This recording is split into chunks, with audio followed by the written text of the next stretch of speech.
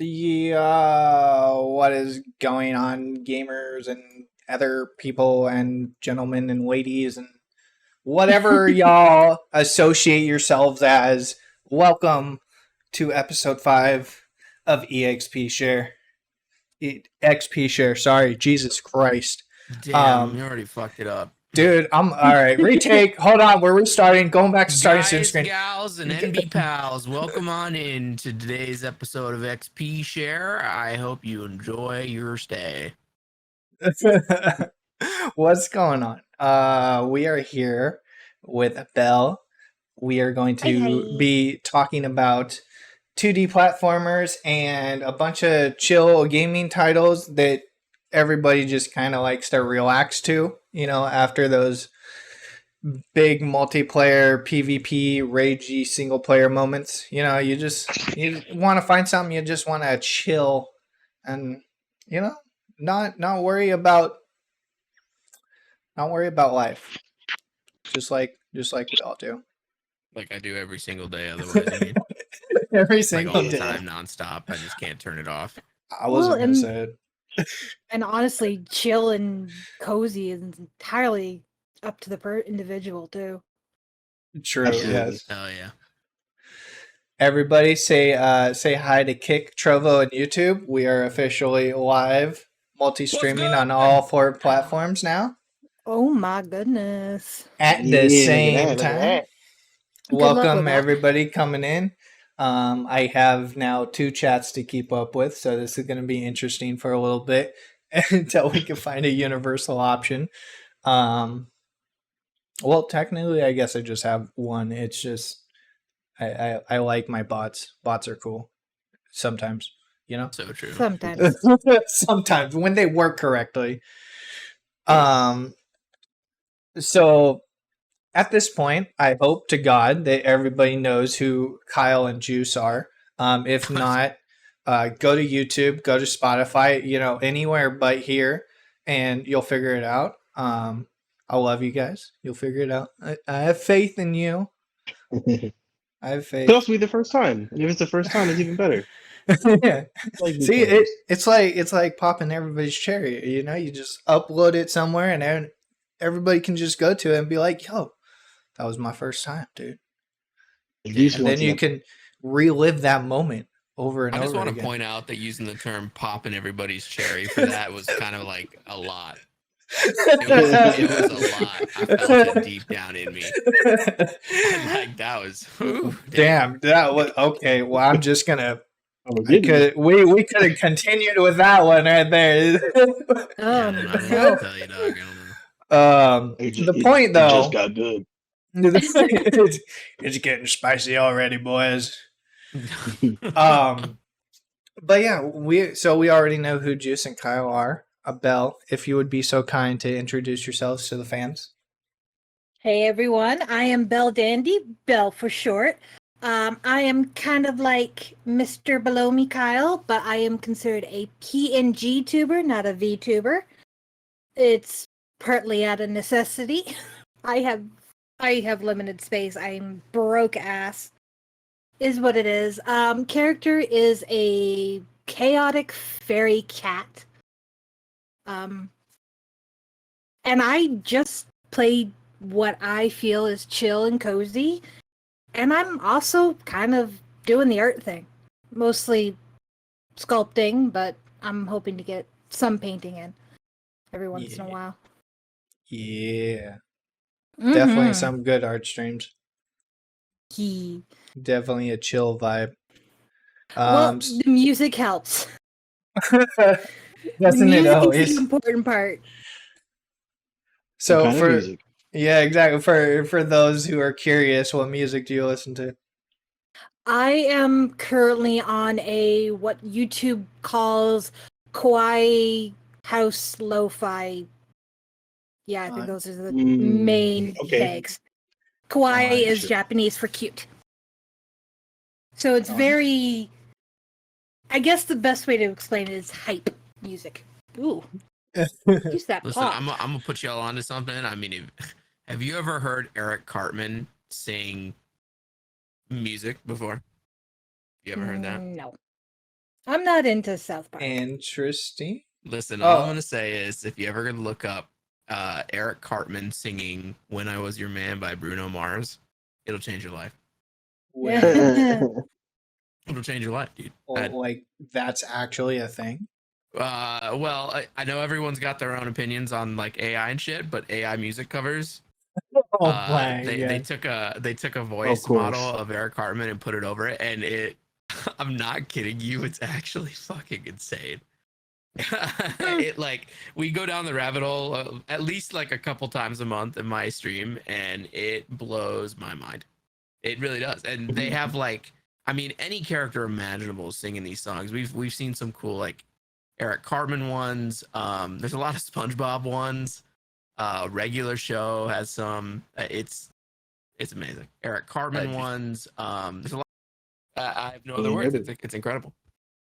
That's Anyway, interesting. I Go posted ahead. a link in chat for the sort of music I've been playing on my stream. If that's fine.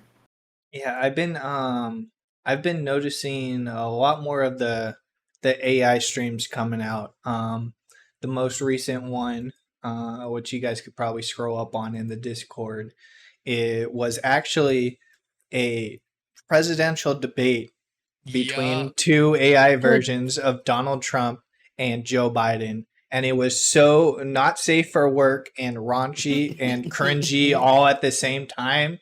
I like you could only handle it in small doses, but once you get that small dose, it's kind of funny for a little bit, and then you're Dude, just like, oh, this is AI that just repeats itself like 50 million times. Got it. I love them when they're done well. I've seen SpongeBob. I've seen there was a Family Guy one. I There think was it's a actually Simpsons done one by that I the same saw. guys who did the SpongeBob one. Really? It did, Oh yeah. yeah.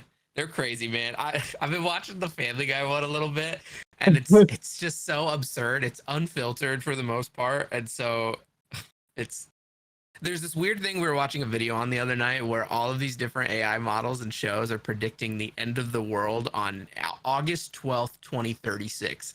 Every single one of them have brought it up at some point, and it's amazing, dude. But Oh my god. I saw a clip the other day of like in the Family Guy one, Chris like lets out this guttural fucking scream. It's like really high pitched and loud, and he just has meltdowns all the time. And there was one the other day where he was just screaming, and Peter goes, "What are you talking about?" And Lois goes, "Oh, Peter, it's 9/11," and he just starts screaming.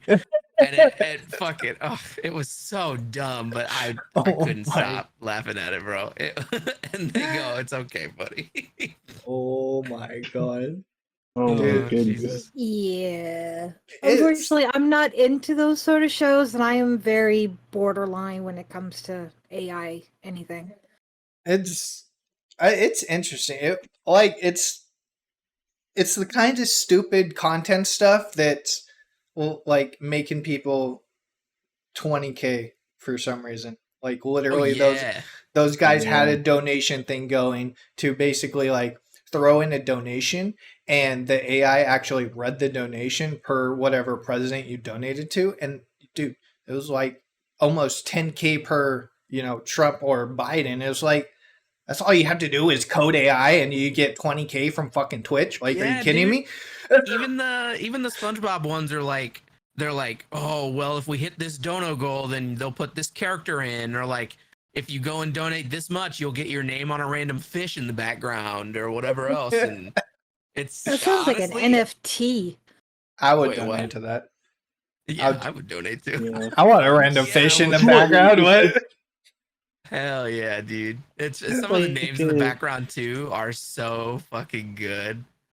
It kills me, dude. I can't watch it for too long. Obviously, it's not like real, actual good content, but sometimes it's just so absurd that I can't help but laugh at it. It's a good hustle. Yeah. Finding ways to leverage technology to make a little cash on the side. Everyone likes a little bit of mindless entertainment. True. Straight up. I'll send you guys some clips later. It's crazy. It definitely makes me want to dive into the whole AI space, but history of my personal interest shows that once I dive into something, it's not going to be fucking trending anymore because it's already too late. So I'm just like, do I really? Should I really?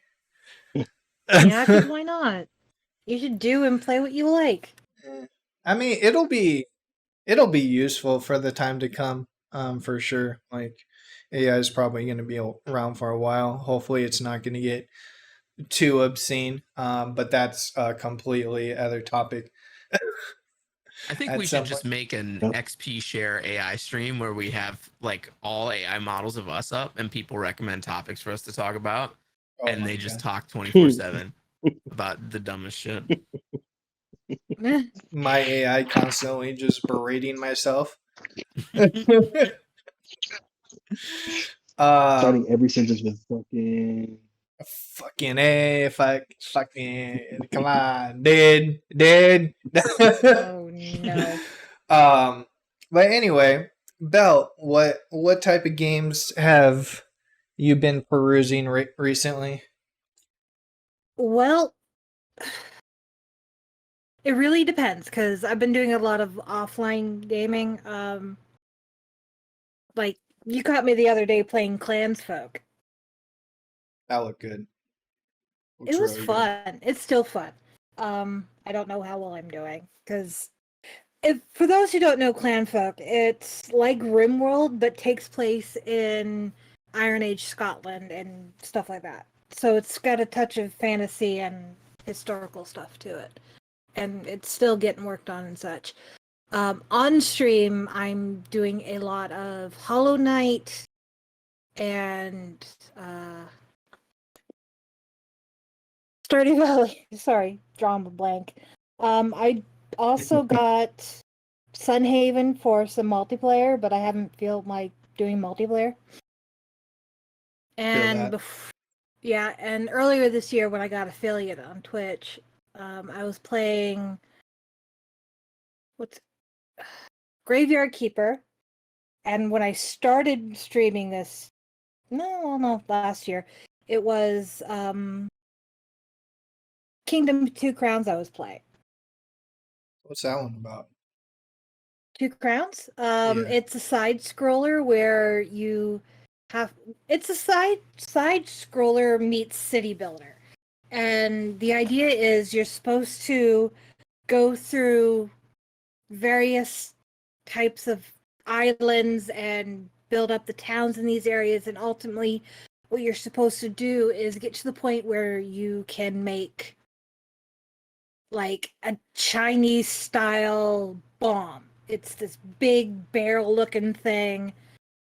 And the main threat and the main threat of it is something called the Greed. Looks similar to No Face from Spirited Away, if you guys know that movie. Just without the mask, but very blob and black. And the Greed will take things from you, like gold, your no, it doesn't take the people, but take the equipment you give them. You get a dog, it'll take your dog. Oh God. Yeah. So John Wick? That's Yeah, messed up, man. yeah. Didn't we already learn that? Listen, I'll be And- honest. If you're building a pipe bomb or something like it sounds like, I think you should probably have your dog taken away from you too. No, it's not a pipe bomb. It's quite literally a barrel full of gunpowder with a fuse. That sounds Is worse. what it looks like. Is what it looks That's like. Well, the worse thing than a is, you're pipe supposed bomb. to blow up a mountain with it, because that's where The- the greed is. Well, that's what everyone says until they take it to a fucking supermarket somewhere. God damn. Boston Tea Party type shit. Yeah, what the hell? Take all But the dogs it's- away. Shit. Yeah, it is like Stardew Valley levels of chill for the most part, Interesting. and it's got good music.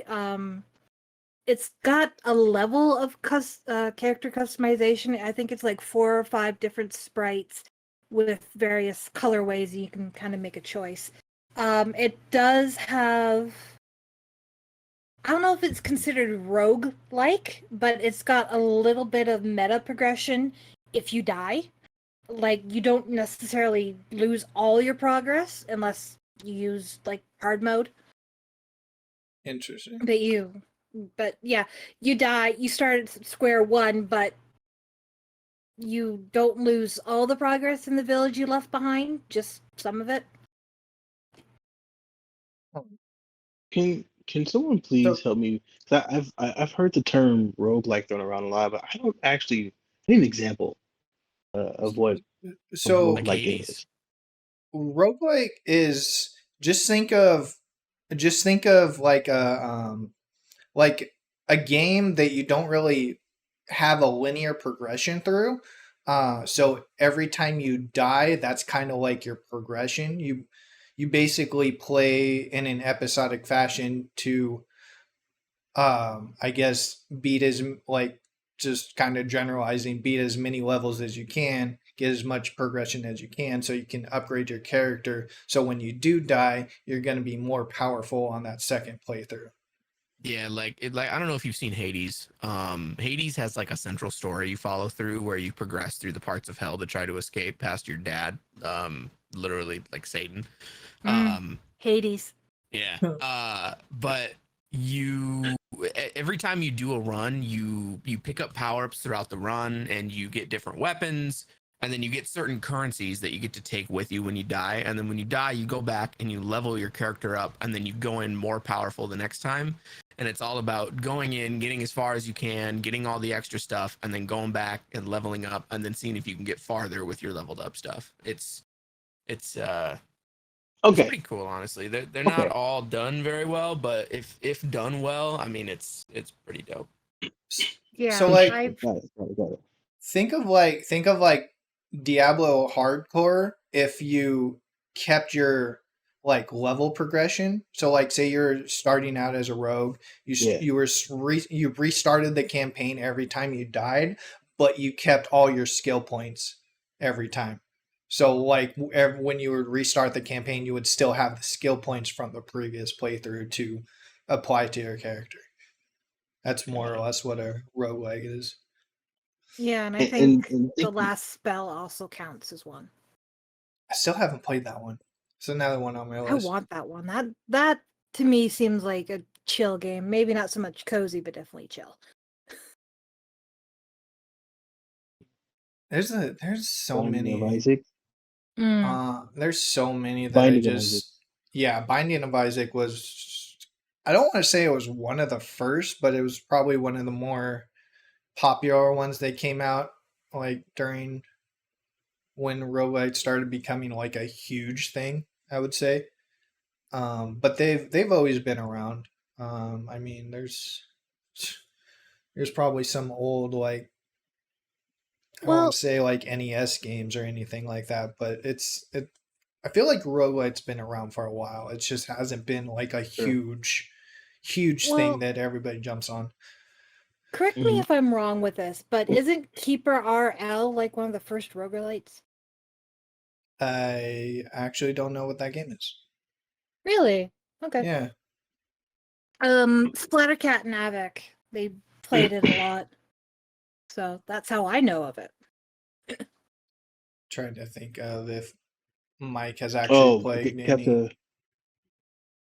Kefka says that it started with the game. Actually, started with the game called Rogue. Based on his description, That would make the sense name too. of it, the name Well, of it yeah, was inspired from a game called Rogue. Yeah, it's from like 1980 or whatever, isn't it? yeah. Like it's roguelike's Oh, got a shit. history. It's just like I feel like they didn't really blow up until quite recently. Mhm. It's on Steam for $2.99 if you want to go and pick it up. Hey Oh yo, shit! Game from the early 80s. hey yo, Heck yeah. everybody jump on that. Dang, man. $2.99. That's basically free, dog. Yeah, that's what I'm saying, man. That's half a hot and ready. Let's get it. like I've always wanted to try Hollow Knight. It's, I keep saying that and I never purchase it. I want to buy Hades. There's just so many. Like Yeah, I want Hades too. I enjoy roguelike games, but it's just like I there's always a point at some game where I just get tired of the repetition, and of course those are the most repetitive fucking genre of games no demand right now. I feel like to have a Mhm. good roguelike game, you have to have a really solid and fun gameplay loop. Like the gameplay itself has to carry the game. Like with Hades, it had story that was interesting, but there was enough to unlock and it was so varied and like fun to play that you could just sit there and play it all day and it wouldn't be an issue. I tried one the other day called Have a Nice Death that's kind of like a 2D side scroller version of Hades, and that I was want pretty to try dope that too. too. Dude, it's so That good. sounds fun. Yeah, it's amazing. You play as the Grim Reaper, and you kind of like hell is overflowing, and so you hired a bunch of demons to help you deal with it, and then you kind of became like the boss, just kind of doing paperwork all day, and then suddenly everything became corrupt, and so you just decide one day you're gonna go and get everyone in shape and whoop everyone back into doing their jobs and become the Grim Reaper of old, and you work your way through all these different like I don't know, like corporate entities in hell and just kill every. It's so dope, and it's all in the style of like 2D animation. It's all really well done. That kind of sounds fun. Yeah, it's actually really nice. It's hard as hell though. Kicks my There's ass actually every time I play it. there's actually one that I just remembered I was playing for a long time. It's actually a FPS roguelite. I think Mike and Kyle, you would definitely enjoy it. It's got the movement, it's got the fast pace. It's literally a roguelike bullet hell. It's called oh my god, I just had the name and it just escaped me. Um, going to Steam list. Jesus. But yeah, it's a roguelike FPS with The robot one you were playing? yeah, RoboQuest. There you go. That's it. Yeah. RoboQuest. Okay. Great movement, bullet hell. You got now 5 different classes to choose from. Probably about like 50 variations of different guns, different stats, kind of like that gives a Borderlands feel as in terms of graphics and guns you can use and pick up. And then each level you progress, of course, you get like a certain perk to build you through that run. And there's like 2 different areas of more of a more platformy areas versus more run and gun shooter areas. So it's kind of they do have a little bit of a variation there, and they're still expanding on it too. So if you like the movement, if you like the bullet hell, definitely RoboQuest is a fun time. The only downside of that game is it's only 2-player co-op. Mm. So Straight up. literal only downside. I wish you can just throw people in there. On that aspect too. Oh my god, I can't. I'm just like game names in my face, and then I instantly forget them once I Yep. start talking about them. The other FPS roguelite that Kefka used to play a lot. Oh. Doom? I Uh, think I know what you're talking about. the- It's slower paced one. Chicken talks about it all the time too, and again, it just escaped my brain literally at the second. oh man.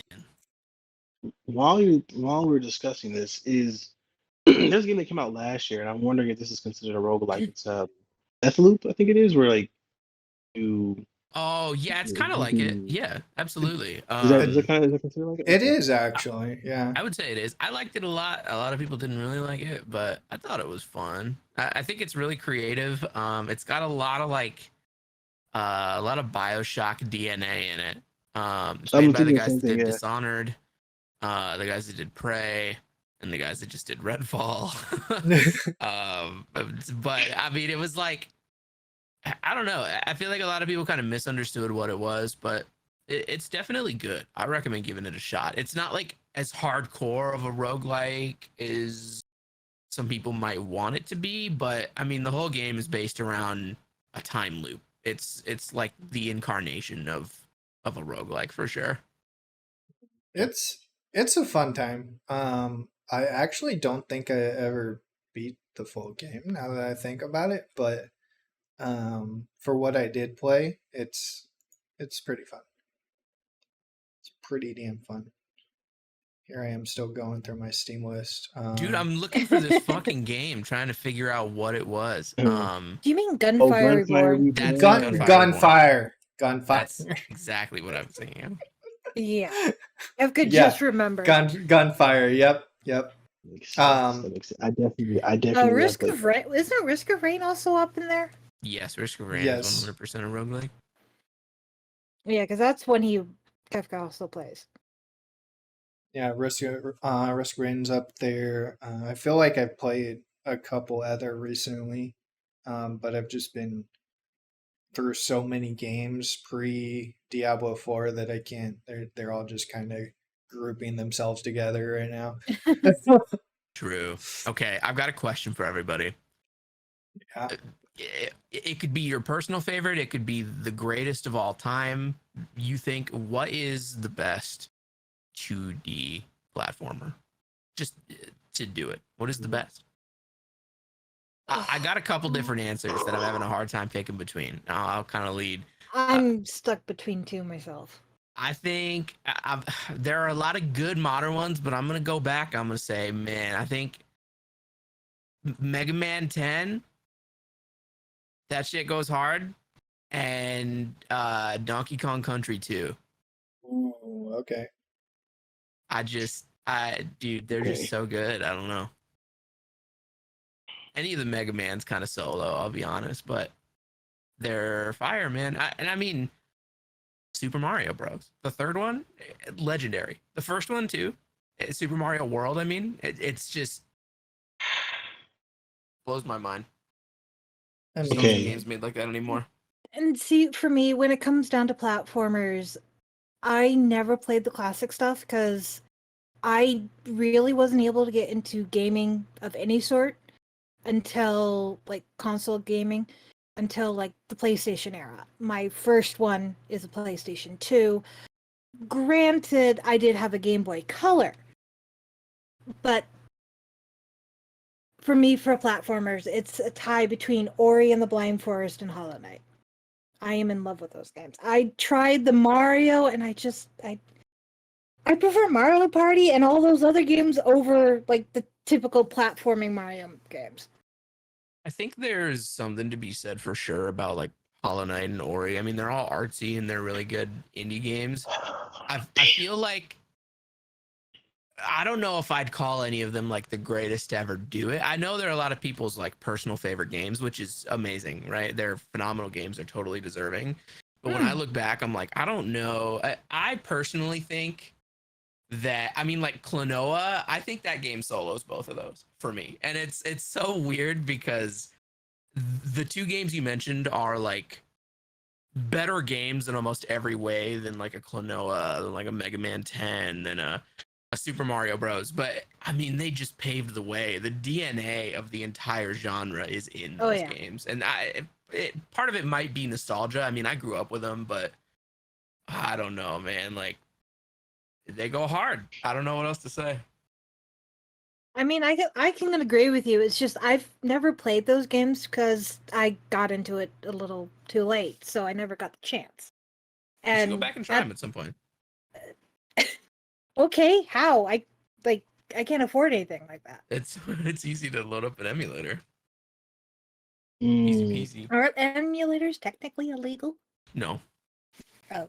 A lot of times they're the only way you can play a lot of these games. But even if they were, I mean, who cares? No one's gonna come after you for it. I guess it. Yeah, I do suppose emulators has come a long way because when I first was hearing about them, I heard they were dangerous to download because they were always riddled with viruses and stuff like that. And that was like early 2000s. Is when I was hearing about the rise of emulators. Yeah, but I mean, the internet in itself was kind of riddled with that stuff at the time. It was always a case of like if you knew where to go, or if you didn't just Google it and go somewhere, you'd be fine. But I mean, yeah, I mean that was the internet back in those days. Juice, JD, what do you guys think? You know, I don't think I can really have an opinion considering I haven't played as many 2D platformers as I would like. So I'm That probably gonna hurts have. me deep in my soul, dog. It kind of hurts me too because there's so many good ones out there. I just like, again, I just haven't like pulled the trigger to buy them and try them out. It's always like back of my mind on my list, kind of stuff, and then I get, oh, squirrel, new game, squirrel, new game. Yeah, yeah. But definitely, I mean, of course, Mario Bros was my shit when I was a little kid. Played way too much of that. There was one, now that I'm looking through my Steam list. I don't know if any of you guys ever heard of Toy Odyssey.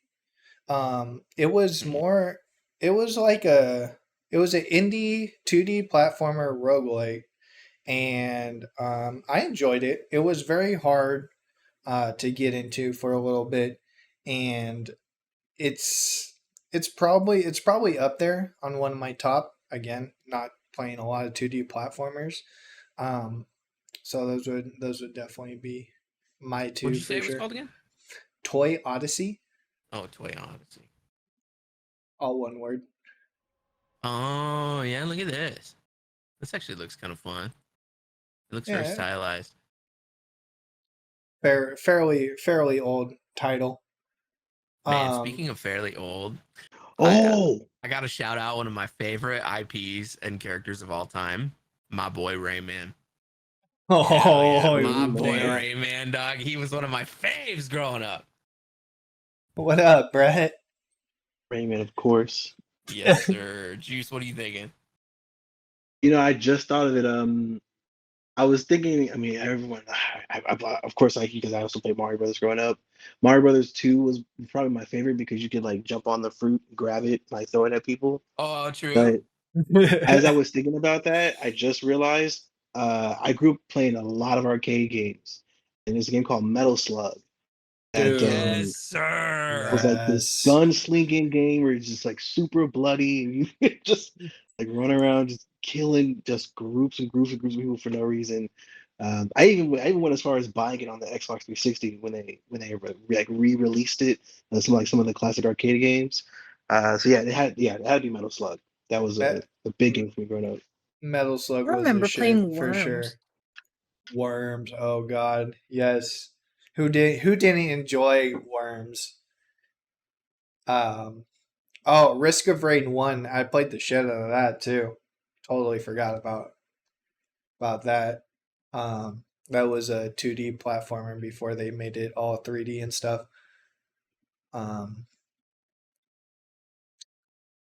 But yeah, dude, Metal Slug, dude, that just took me back a little bit. Yeah, well, they just made. I don't know if it's mobile only, but they just made something called Metal Slug Awakening. That's like, it's like a 2.5D version of Metal Slug. I think it might be of the original, but it looks like it goes hard. I'll be honest. Interesting. Another game that I was thinking about, I guess this is more of a 3D platformer, but you guys remember Beautiful Joe on the PS2? Yes, Yeah. sir. Nope.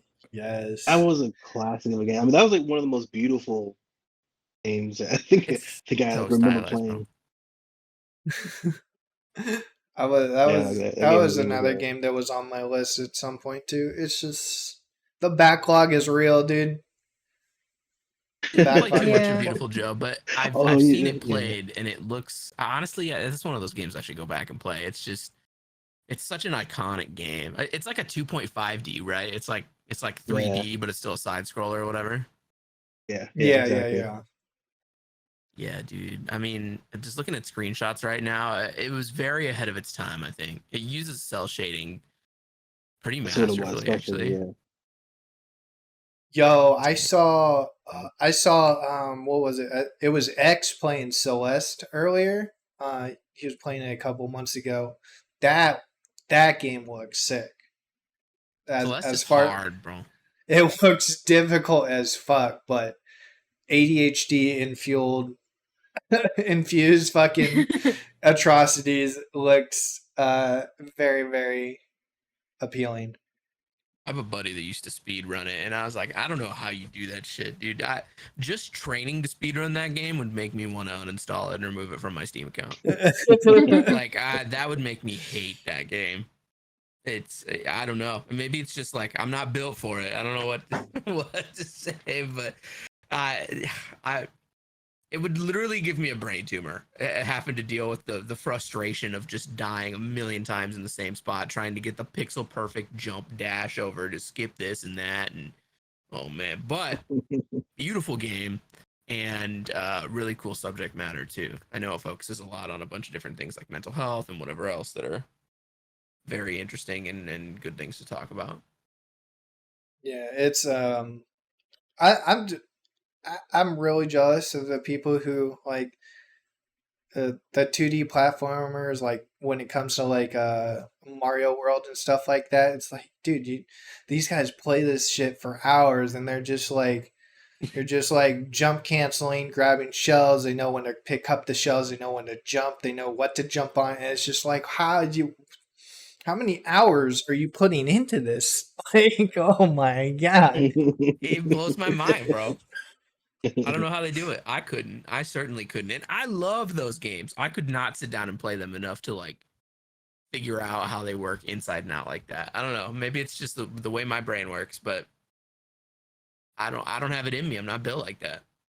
Well, I mean, Yeah. we'll definitely probably be talking about it soon because I'm talking to X to get on an interview at some point too, and he is an avid Mario World runner.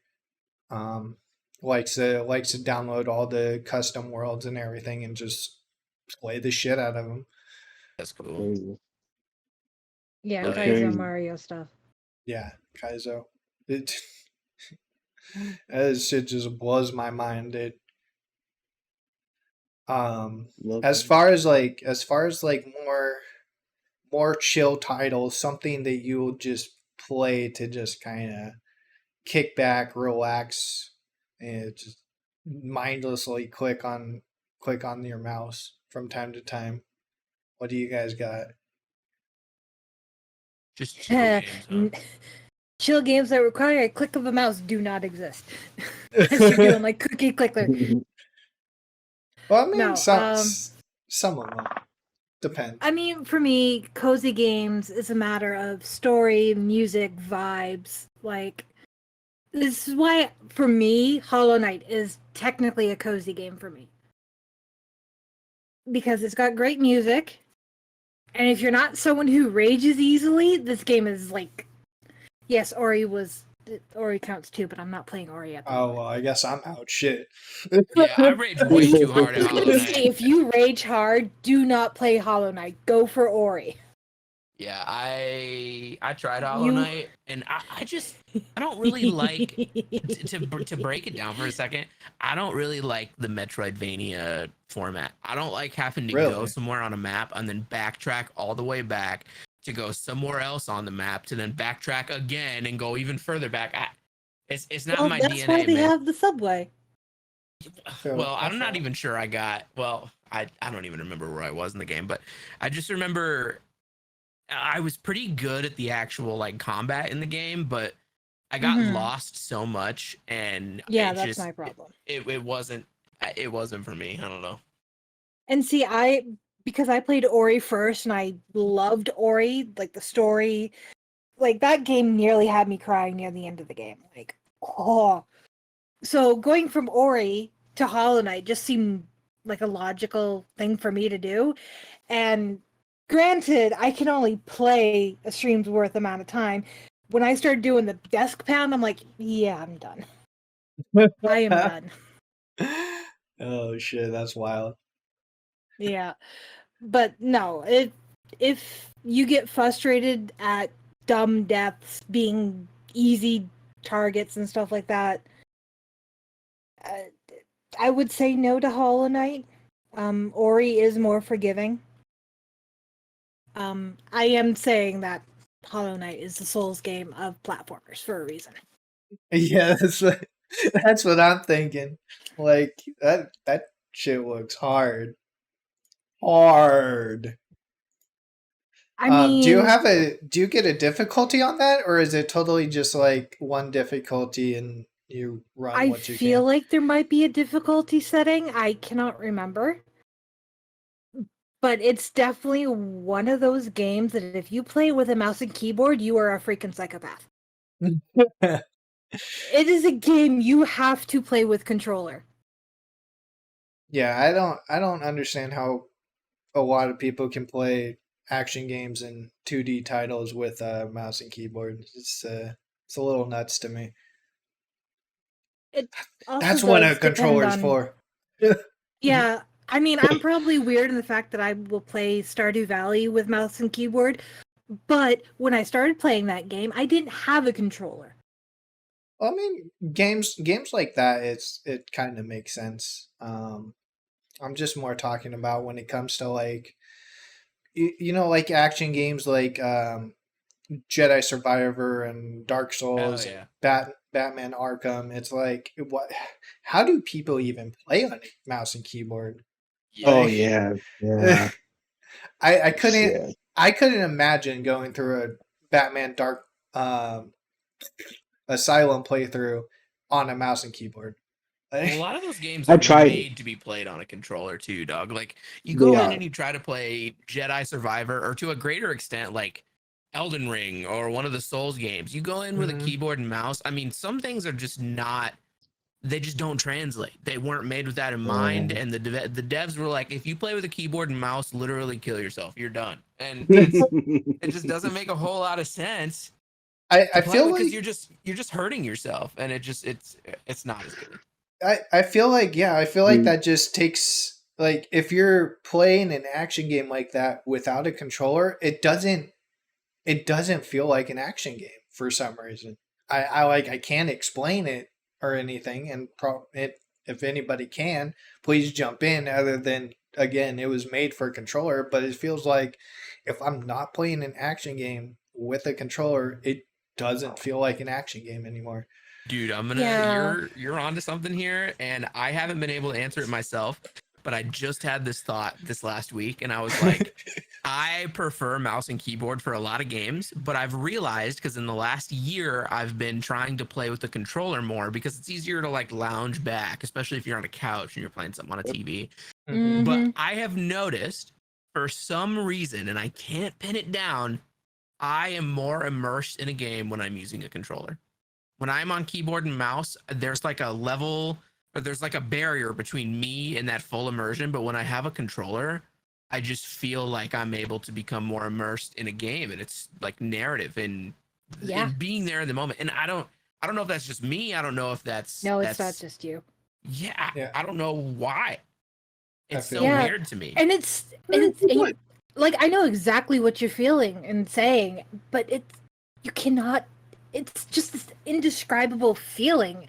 I want to say it's tactile, but then what's the difference between the tactile of a joystick versus a mouse and keyboard? Yeah. You know, I do think that there's a lot more, I guess, mental processing that you have to do when you're using a mouse and keyboard. Whereas like your hands are in this very static position when you're playing on a controller.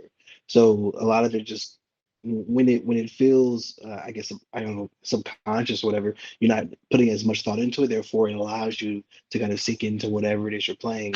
But I That can makes definitely sense, say, man. Yeah, it if all I were just to kind of play, meshes. Yeah. yeah, if you You were, think it's yeah, 'cause you if have, I'm like- playing- Wait, sorry, go ahead. No, I'm just thinking if I'm playing a game on controller and then I switch to play that same game on mouse and keyboard, I can definitely say I'll be thinking a lot more on mouse and keyboard because of like my hand positioning. Do I need to take my hand and throw it all the way down here to hit control? Like that takes, it kind of takes it takes you out of the, I guess, immersion, even for a split second. So I mean that would make sense. You fucking Yeah. Yeah, that weirdos does that make actually have to sense. move your hand to press the control button. Can't relate. Yeah, Fuck I got it. my I have to thumb on have to that. do it All- down a little bit. Listen, my Do it down. control key, I don't even have a finger for that. I got my fingers on WASD, and the part of my hand right where my pinky connects with my palm, that rests on the control key, and I can press it. I'm like evolving, bro. guys I don't suck. know. I got a whole Weirdos. Me and my setup here. tiny lady hands. If I had like a Weirdos. sixth finger, I would want it to be a little nub I could use to just push that control key. just literally that's its whole purpose. I would need nothing else for it, just to press the control, or maybe like just a little nubbin to just like help me hold on to stuff when I'm Just a picking little, it up right little there. thing that sticks out, bro. Like, Yeah, what just is- a little teeth, like Control honestly, like a fraction of the size of my thumb. I don't need much more than that. I just I need it mean, there if for you're moral good enough, support. you could probably 3D print something. No, I need that to be a biological part of me. I need to be like those cats born with 6 fingers. And they got the little teeny tiny nubbin on the side. I There- need one of those. Yeah. There is a 3D But- prosthetic for that. It's true. Shit, bro, as soon as I can listen, if I can't like stub it on a fucking table or on a doorway or something, that's part of the experience. If I can't have the good and the bad, I don't want it. I can't bond with it. It's not an extension of myself. But talking about the controller thing, I think another thing that people don't talk about a whole lot is the range of motion on a controller is kind of like crazier than on a keyboard and mouse. On a keyboard, you're moving, and if you want to move diagonal, you got to do like 2 keys at once. If you want to, I mean, there's no like middle ground between walking and running. You're either pressing W or you're not. Whereas on a Mhm. controller, you have that nuanced ability to be like, hey, I'm just gonna walk real slow around here, or I'm gonna do this a little bit differently. And Yeah. if you have more ability to move your character like that, it might that might be part of it. I don't know. I have a keyboard coming soon that uses it uses magnets and Hall effect sensors for the keys. And it allows you to do the same thing where it can actually tell you where your key is in the travel down to, pressing it. And so it'll kind of give you that same idea as using a joystick, but with your keys. And I'm Yeah. excited to see if it makes any difference in that way, or if it's just specifically something about, having the controller and having it be there and everything in one place.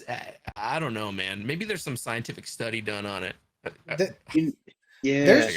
There's Yeah. definitely a huge disconnect between analog movement and just keyboard movement. Like 100%. when Yeah. when 100%. the translation from joystick to WASD is just not. It's not specific. It's not as defined as No. you would want it to be. So you do have that, like Brett just said, moving is typically easier with controllers, but looking and aiming is easier on mouse. So Yeah, it's Definitely. that definitely I think plays Definitely. into a factor for the for stuff like action games and stuff like that. So would it be interesting? Because I do, when Razer has a Tartarus, right? It's a 12 button. Dude, it's a little hand keyboard. I have yeah, one. I yeah, fucking love it. yeah, I've I had it used for to like use a that. decade now. So it's a 12 so it's a 12 button macro keyboard that has like its own little shift thing. I'm pressing my thumb because I'm a weirdo left-handed mouse player, so don't at me. Whoa, what the fuck? So We need to what? put you on the stake and set you on fire, dog? You use a left-handed mouse? Damn, we've been through this, bro. Look at my mouse, There's bro. no shot. Look at There's my no mouse. shot. Look at my He mouse. does. Left-handed. Here are my Oh, buttons. Get it off the screen. so Well, what that's if a little unfair because that is for people who are left-handed. They can all go and do something else with their time. I don't care.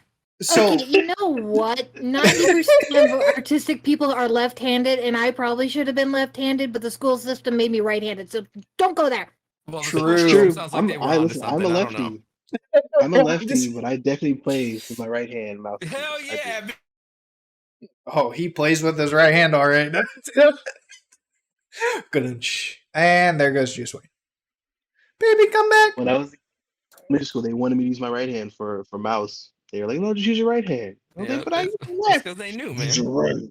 They Yo. knew. And listen, oh, there he went. He disappeared, bro. Yeah, Video What did Ninja you just say had for a a heart second? attack. Sorry, guys. I don't know Oh what my that God. was. Both of Listen, you all guys I'm just saying like is, dipped. JD, if you had the little nubbin on your hand I'm talking about, you would go right back to your right hand. Could you Well- imagine having it just long enough to touch the buttons on the side of your mouse? Oh my god. What That's like your dedicated control nubbin. Like that's that was my biggest thing with a mouse for the longest time until I got the Naga, is that like all these mouses had fucking buttons on the right side, and I'm just like trying to hit them with like my pinky, and like that's not gonna fucking work. I can't do that. That's why you need the nubbin, bro. But what I was thinking about with the Tartarus too is you still got those macro keys for like keyboard effects, but what if you change the because it's more like it's not like a fully analog kind of thing, but you can still go up, down, left, right, kind of like diagonal with it. But what if they made that like a whole analog stick instead? That would be interesting. I feel And- like I don't because when I use the Tartarus specifically with that little thing on the side, I don't know how much further I could extend my thumb out to be able to like because like a regular thumbstick has the height that it has, right? Yeah. And if you don't get super high with that height, it turns into like a Switch thumbstick. And I have never been able to game with the Switch thumbsticks, even for like regular chill stuff. It just feels kind of bad to me. And as much as I would love to have a full size thing, I almost feel like what they decided on was kind of like the best before you start to have issues, right? Because Let me see if I can find it real quick so I can show everybody. Okay, yeah. I just was looking at mine the other day. I don't know where it's at. It's in the box somewhere. I tried to use it for like 2 days and then I put it back in the box because I couldn't do it. Yo, you got that dump, bro. Look at him. Caked up. Damn, he's put on a show, bro. Damn. Of course I found it. Bro. The way he's Of got course. that back arched. Of course I found it right in my fucking drawer, gathering dust like it should. XP share OnlyFans. Dude, the only other thing I wish, You don't 'Cause- even know. of course this doesn't work for me, right? Because it's like a more right-handed thing, so I can't use the mouse and this at the same time. But think this is they- what we're talking about right here, and this is more. It's got a little bit of a range of motion, but it's not like pure analog. So you can't just like. So we're talking about like if this was a whole stick and you just use your thumb, Yeah. would that make it easier for action titles and stuff like that? It's like the Summer Gloves. It's kind of like I don't quite remember. Is it almost looking back on how I used it? I mean, isn't it just less of a thumbstick and more of like a multi-directional like? Yeah, It looks yeah, like it's got, pretty or it much. feels like it's got tactile like areas on each side, and you just move it in that direction, and it slides over that way. Yeah, it's as very. opposed to- It's more like that rather than actually like analog, full Yeah. rotational kind of thing. Yeah. But it'd definitely still be an cool, though. interesting concept. I remember I wanted one so bad. Did you guys ever watch Video Game High School? Ooh, I watched a like one couple season. episodes. Bro, I was obsessed with it for a while. It's still up. I still recommend watching it. It's good. Pretty They had part of their thing was that they played in FPS games, and there was a season where they did racing games, whatever. But they had those. Essentially, they had Razor Tartaruses that were like custom made as props for the show. I thought it was the coolest damn thing, and so I went and bought it, and I was like, "This sucks. This is awful. I can't do this." I didn't give it enough time to learn how to do it because with any new like different peripheral like that, you got to train your brain to, be able to use it. And I was like 15, and I definitely was not gonna do that. But that's where I picked it up, and I still got it. It's in the box behind me somewhere. Yep. I bought the TARDIS a few years ago thinking the same thing. Played on it for about a week and was like, this is garbage. I can't do it. I just Honestly, can't. we need to do an XP share like scientific experiment where we sit down Oh yeah. and we just spend a couple weeks Down. playing FPS games or whatever with just the Razor Tartarus. And then when we come back and we do an episode about how we feel at the end of it. Oh I'm god. super down for like those experiments. Yeah. Super down for that. Well, I'm definitely gonna. Me and Flynn are actually throwing around some ideas on how we're going to, just a couple more podcast-based ideas that I'll throw over to you guys as well. Because he actually got one of the artists he follows in for at least interested in kind of getting an interview. So I think I might start that as our whole kind of bringing in people from the industry and kind of separating it out from every 2 weeks like this. We talk people who game and have their opinions on the game, and then kind of separate another segment to these are people from the industry. This is what Yeah. their perspective That is. could be really neat. So hopefully, and I just got this popped in my head today. I don't know why it just now popped in my head and not like 3 days ago. If it all goes through, we might possibly start that next week. As for a consistent schedule on that, I'm not 100% sure, because that's gonna again take a whole nother section of work getting interviews for that stuff as well. So it's kind of gonna be an ad hoc thing for now, with this podcast, of course, being the consistent one. But definitely something that's gonna happen. Be on the lookout for. We'll let you know. Give you some details. Shoot them deets. It If could you be- ain't in the it'll be Discord really nice to already, get people do in it. the industry. Yeah. Yeah, agreed. That's kind of, I mean, that was kind of the big plan at the end of the day, especially coming from, again, starting this with casual players' perspective. And I keep saying casual players as in like people don't fucking spend 24 hours a day on a fucking computer screen. But just I kind of mean, getting, I kind of do, but in different ways, not just gaming. yeah, Yeah, I mean, just half of kind it's of, got to be Pornhub, right? At least half of it, right? Yeah, yeah, exactly. This still counts as a computer screen, yeah, of course.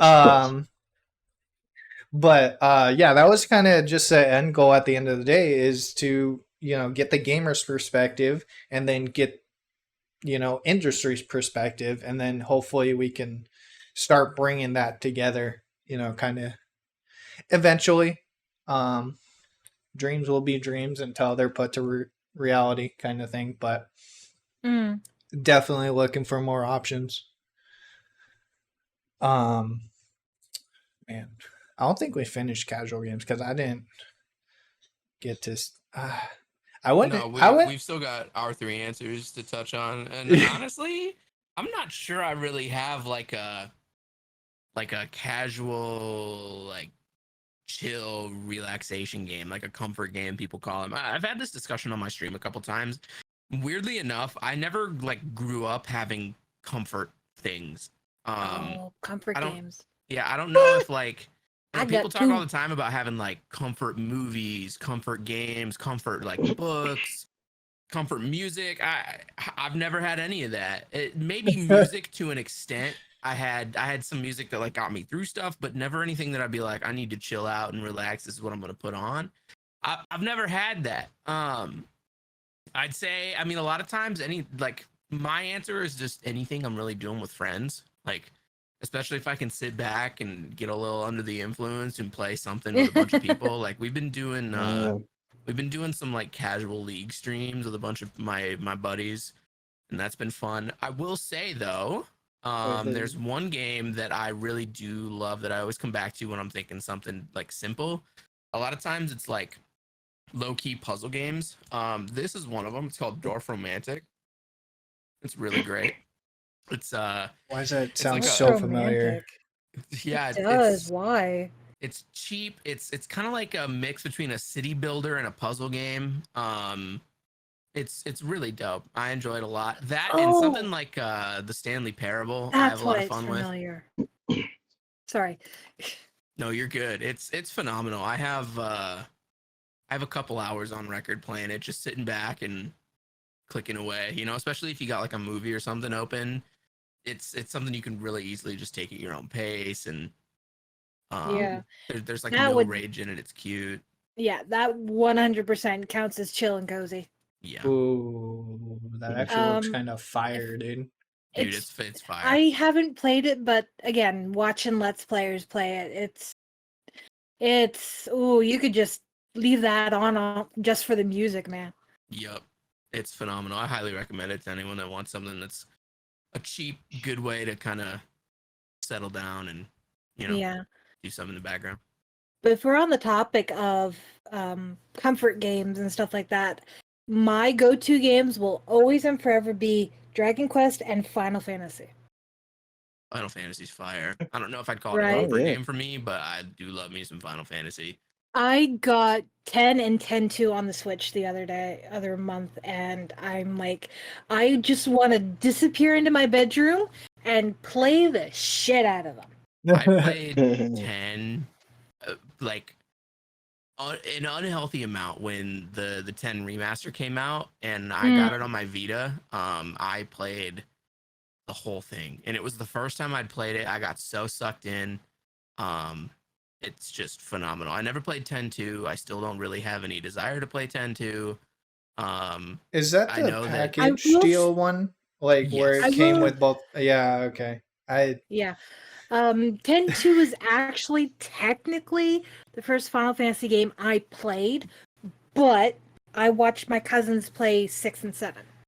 Yeah, 7 And I 9. think is No, maybe 7, the 8, and greatest to 9. ever do it. I think 7 is like maybe one of the greatest games ever made. I think 7 remake is I like it better personally. 10-2 is criminally under. I don't know. I didn't like anything about it.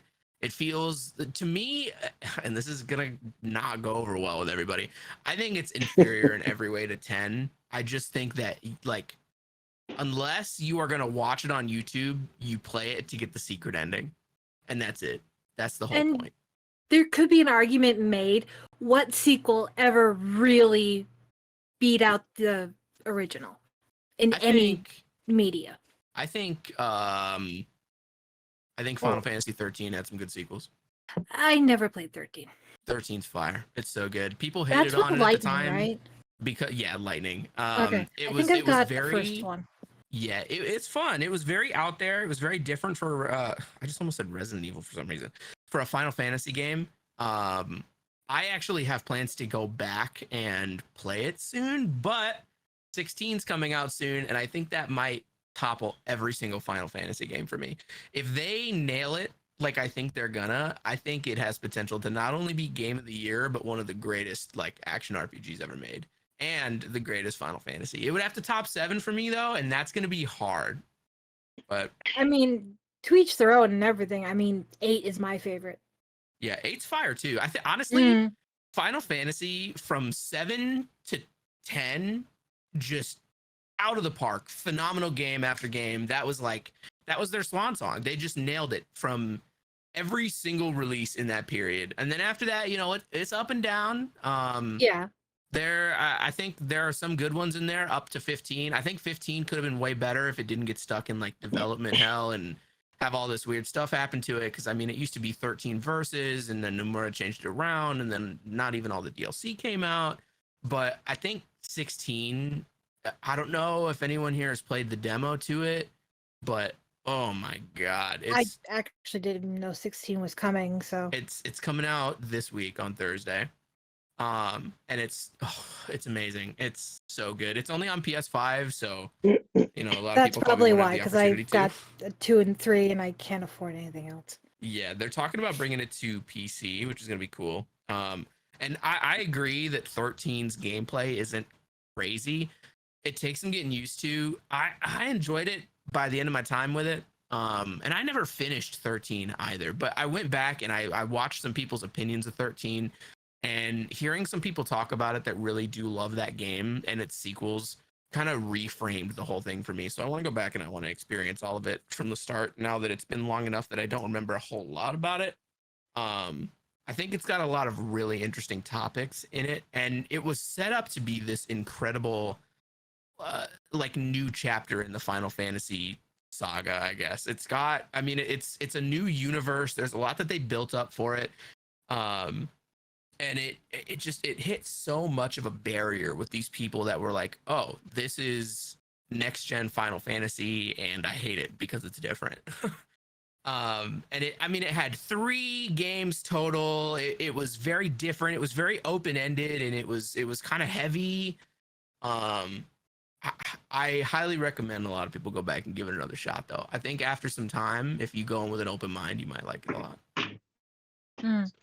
Yeah, I Definitely gonna have to look into it. like Coach Star said, there's like a group of people that just can't get into Final Fantasy, but then there's also, and this is coming from not playing as many Final Fantasies as I would have liked to, but it kind of at one point they kind of transitioned from the tactile choose your move, attack based kind of movement to more of an action based one. And then I don't know, did they revert back to that after? I know they did, because that was 13, right? Where they did a more action combat kind of style. I think 13 that started with 12. 12. Yeah, so 12 was kind of different. 13 had kind of a hybrid. It was like action combat, but it was also kind of turn based, and not everyone loved it. But I think 13 was the last real Final Fantasy where so I think Final Fantasy had an identity crisis for a long time. They saw themselves as the turn-based fantasy JRPG, right? And 13 kind of broke away from that in a lot of ways, as in it was like kind of futuristic. It broke away from high fantasy to kind of touch on this like steam mage punk kind of thing, which was fucking dope. And I think that's part of the reason why people didn't like it so much, because I mean, we'd had a good chunk of that before. But 13 felt like the full departure. But the thing that they just didn't nail down very well is I feel like they just felt like they had to hold on to that turn-based thing. And then you get 14, which is totally different. It's an MMO. It's tab targeting, whatever. And then you get to 15, and it's like, okay, well, let's do action combat. And even then, you're like, well, maybe the action combat could have been better. It felt kind of sluggish, which is where 16 comes in. 16, I think, from my limited time with it, could be maybe the greatest action combat game ever made. And I don't say that lightly, because it's made by a lot of experts within Square Enix. It had help from Capcom, from Platinum Games. The Kingdom Hearts team came in and did some work on some levels. I mean, even just looking at some videos, the demo had a section called the Iconic Challenge. And basically what it does is it places you down in the middle of the game and puts you on a road that allows you to experience combat with more of the powers. And just some of the things people are doing with it and how good it looks. I mean, if you looked at 16 and you went back and looked at like the OG Final Fantasy 7, or even just like Final Fantasy 13, totally different, totally separate. Yeah. But I can't understate how amazing 16 is to play. It feels so good. Even if you're not good at chaining combos together in action combat, they make it so fluid and so intuitive. It's amazing. Yeah, I think it's kind of interesting that they're doing that more action combat transition from the more turn-based style gameplay, because it's at the end. I mean, at the end of the day, it's not what everybody wants, but it's what the popular, gamers will buy. You're I probably don't think going it's a matter of popularity. It's a matter of the biggest criticism I have ever heard to deal with turn-based battle systems is the fact that it slows everything down. And that's why they're getting away from it, because as our generation's getting older and the people coming up behind us, our attention spans are shortening drastically, even as we get up to where we are. And because we do have the short attention span, the turn-based battle systems feels like it's dragging. Mm-hmm. And if it's dragging, you're not going to want to play the game anymore. So I think that's why there's that shift from the turn-based to the action stuff. Oh yeah, I think I can also kind of seeing like a Wait, so go ahead. You've been quiet, bro. You get your turn. I was just gonna say that I actually kind of take Justin's perspective on this as well. I'm sure that there's multiple reasons as to why. For example, when New World came out, one of the reasons why I was down to play New World is because it was skill shot based. It wasn't like stand still, click this person, everything happens automatically. It's like, no, you need to take your mouse, you need to aim it where it needs to go, and you better hit Mhm. your shot or else you're dead. Yep. And coming from someone who's played FPS all his life and games where like aiming matters, it's cool when you see this game shift from turn-based to, oh wait, now aiming actually matters, or now like you kind of have to do more of the work in order to. It just feels more satisfying. You Yeah. say Yep. like I put my effort into actually getting that kill. So it's actually a huge reason as to why I wasn't like a huge fan of Final Fantasy at a younger age. I played the game, and I was super excited about it. I was like, but like I want to kill the guy though. I don't want to press a button. Like I want to actually like do it. You know? Yeah. And my brother was like, well, that's not how this game works. And I was like, all right, well, I'm just gonna go play Splinter Cell. We'll go over here. We play Siphon Filter over here or something. Yeah. So yeah, I mean, I'm sure there's multiple sides to it. Well, I think I that goes think- directly into our like previous episode talking about MMOs, how Yeah. how people have like as a general population more been geared toward getting out of the tap targeting and saying, yo, I want action combat. Like that's just how generally everything's starting to move at this point is. And again, to Bell's point, you want that self-satisfaction, you want it instant, you want it now, your attention span is small, you're not gonna you don't want to sit there and tab target. You don't want to sit there and, oh, my character just dashed across the screen and there's some damage numbers. Yeah, I did a lot. They're not a lot of people are like that anymore. But again, there's also still that core group of gamers who, don't fucking get rid of this. This is like Yeah, this is why I game kind of thing. So it's Yeah, this is just why I play. Yeah. It's the in the turn base, I feel the immersion is easier. yeah. Going back to that topic. True, Action true. RPG, I feel physically stressed. I gotta pay attention. I have to pull Yeah. myself out of the story I've just been paying attention to and get through the combat. And it's like, Yeah, now that's a I good have point. to work to get back into the groove and the immersion in the story. I got Yeah. 2 points here that might be a little different from what y'all are saying. First of all, when it comes to like hard action combat fights, that for me personally pulls me more into the game. I'm sweating just like this character is. I know I'm over here freaking out. They're freaking out. I connect with you on a personal level. Like we are both struggling out here. But I think honestly, looking back at turn-based games, I think we've kind of seen a split recently. Looking back, a lot of turn-based games were turn-based simply because that was the way to do it, right? And then we saw a huge turning point, and I'm not sure with what games it did, but the one that always comes to mind is Final Fantasy Tactics War of the Lions and things like Fire Emblem, right?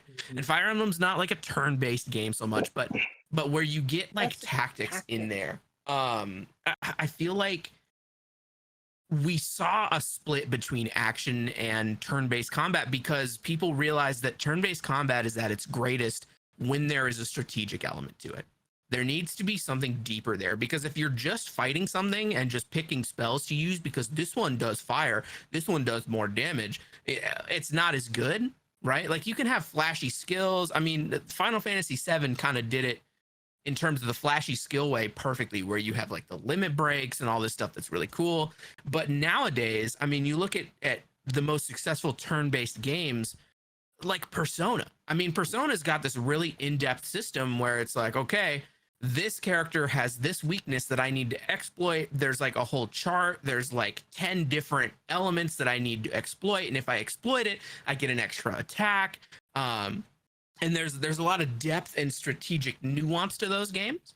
And the other games that would have necessarily used a turn-based, system 10, 15 years ago, they're now action games like Final Fantasy 16 because they're better suited for something like that. I think in terms of like cinematic experiences, maybe action combat's better because you're in the moment, you're feeling it. But I will always love a good turn-based game if it's adapted to the Mhm. times, because it needs to have that extra thing to it.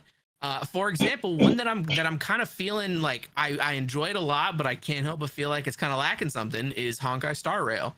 It's got kind of that persona system to it where it's got weaknesses. It's got different things you can exploit in your turn-based combat. It's got really flashy special moves, but it's kind of watered down to a point where I'm having a hard time kind of sticking with it. I'm getting bored. It's actually kind of funny. Quite a number of my friends are telling me I should start playing It's because really I play fun. Genshin. Yeah. If you can deal with the turn-based, I think you would like it. So the I've been story- told, but yeah. I'm very much.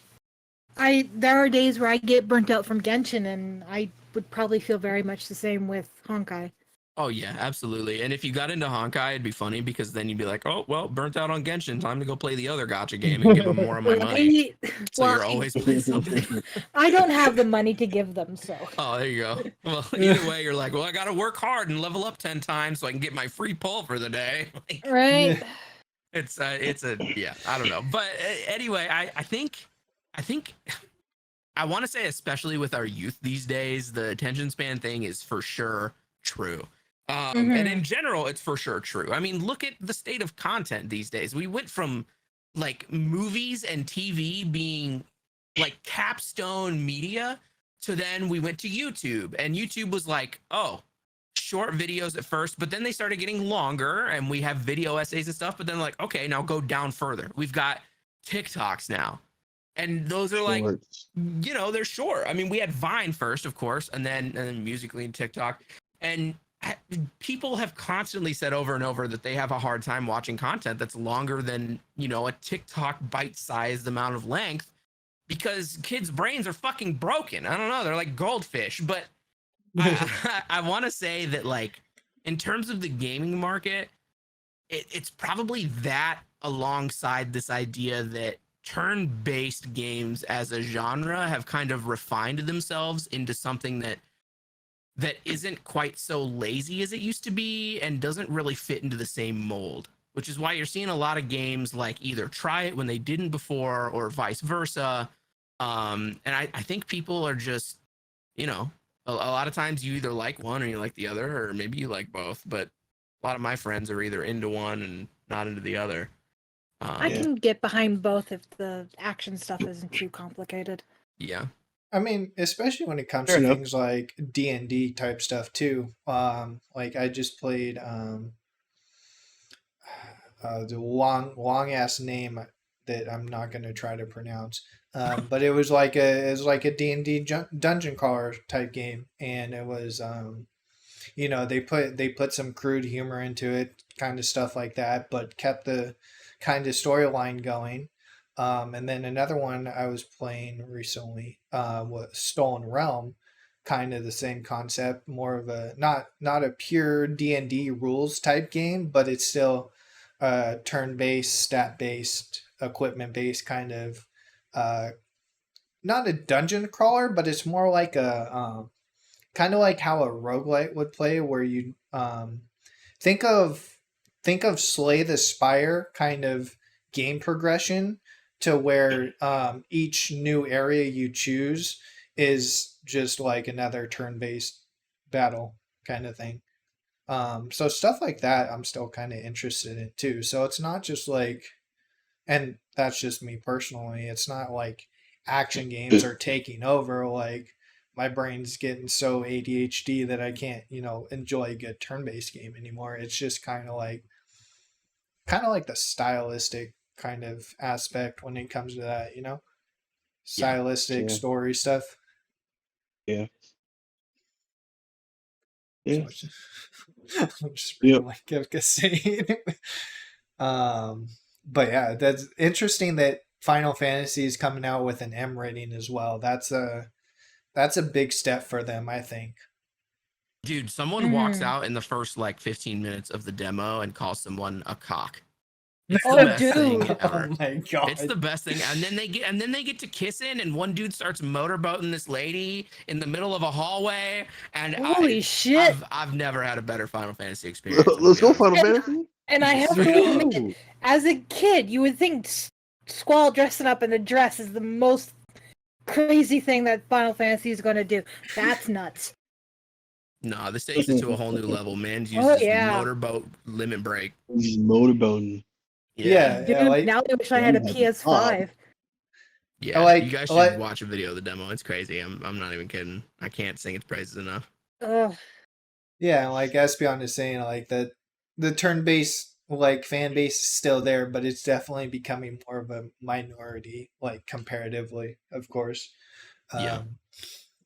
But again, that could also relate to ADHD, instant gratification kind of stuff, or it could just be, you know, people are falling out of the turn-based style of games and like, oh, action combat, I can actually, you know, I can actually feel, I can actually get into it, I can actually, you know, Mhm. participate kind of stuff. But yeah, and in terms of like, what was that? What was it? Kyle started on this for chill games. Yeah. Chill I got my games. chill game. I Kind got of my just, chill You game. still have to go. I Juice and mean- JD. oh, so Besides, okay, like- that was it. Yeah. Besides like the obvious Minecraft adventures every now and then, there's a Mhm. game that's like a combination of Minecraft and Animal Crossing called Dinkum. Oh yeah, Dinkum, This baby. game is so Yeah. fun to Dinkum. play. It's just like Okay. it's like I said, it's like got like the Animal Crossing like character, models, but it's very much so like Minecraft where you're moving around this island, gathering materials, building building up a community. It's super chill. Like there's nothing stressful about it That sounds fun. whatsoever. It's just just a good few hours of gaming. That's all. Ooh, dude, I miss PS2 era Harvest Moon.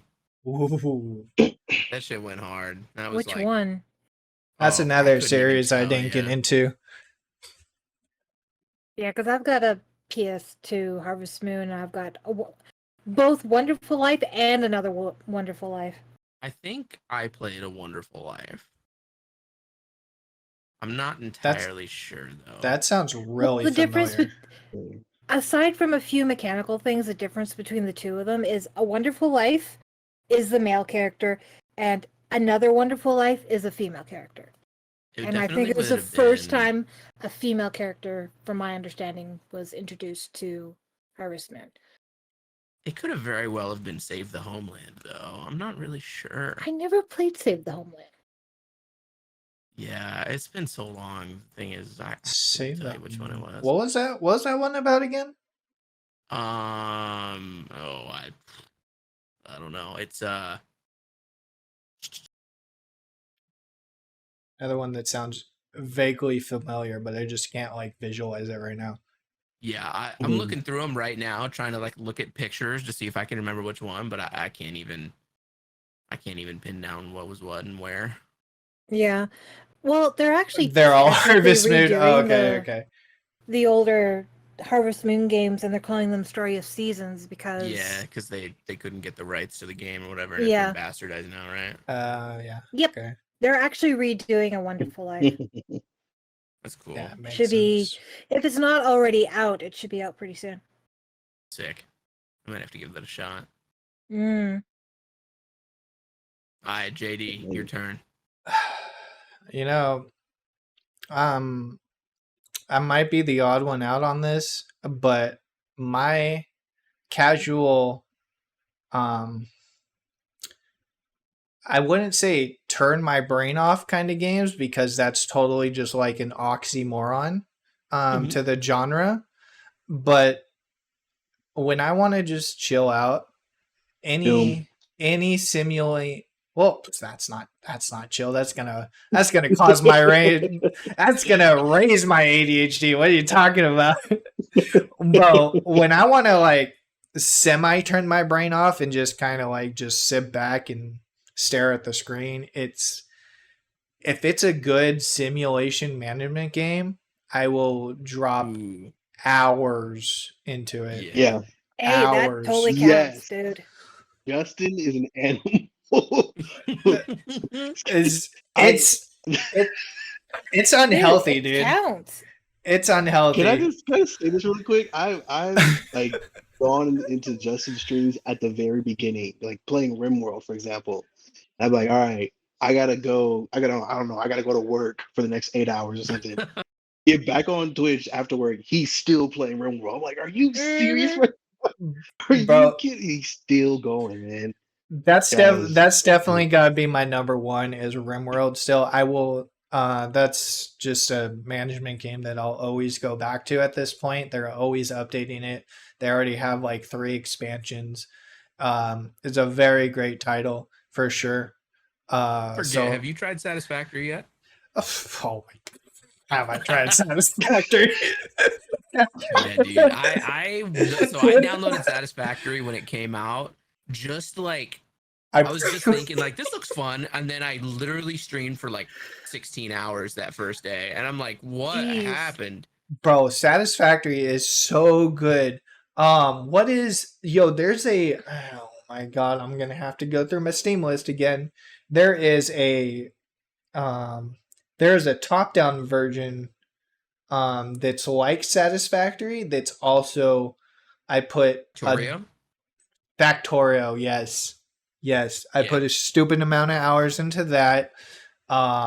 There's a recent game I found called Captain of Industry, which I still have yet to fully progress through. That's another simulation management. It's so if it's got the simulation management system in there, I'm all for it. If there's resource management there as well, it's just like, all right, I'm gonna be on this game for the next like 72 hours straight. Which is why you were interested in Clansfolk, because it's very much RimWorld. Yeah. And the cool thing with Clansfolk is that I hope they start refining and getting more RimWorld like outside of this specific aspect is that it seems like Clanfolk is more of a when it comes to research, it's more of a quest based system to progress your colony, whereas RimWorld's kind of just like we were literally talking about it yesterday. It's literally, oh, I'm going to assign this quote unquote scientist to a fucking desk and all of a sudden he knows how to fucking produce electricity. Like, and it looks like Clanfolk has that more system to where it's like a progression, like you need to do this and this and this and this in order to accomplish like smelting or, this type of crafting. Mhm. And we were just like, that can become addictive. Yeah. we're talking about it as like, so you start out in RimWorld as a primitive species, you got campfires and shit like that and fucking spears, and all of a sudden, this is how electricity works. Like, what? Yeah. That just popped in your head after looking at a fucking wooden desk for God knows how long. Mhm. Yeah. But it's definitely stuff like that I want to kind of get into. The one Bell posted earlier in videos and stuff for in the Discord too, that looks like another kind of like Clanfolk RimWorld kind of world too. Yeah. So Norland. yeah, Norland, they got that one. I think they said they were coming out with a demo on Monday. I might actually try Yeah. that out if I'm not super engrossed into Diablo. Another game that uses similar resource management, and has that little meeple art style is Prison Architect. Yeah, dude, okay.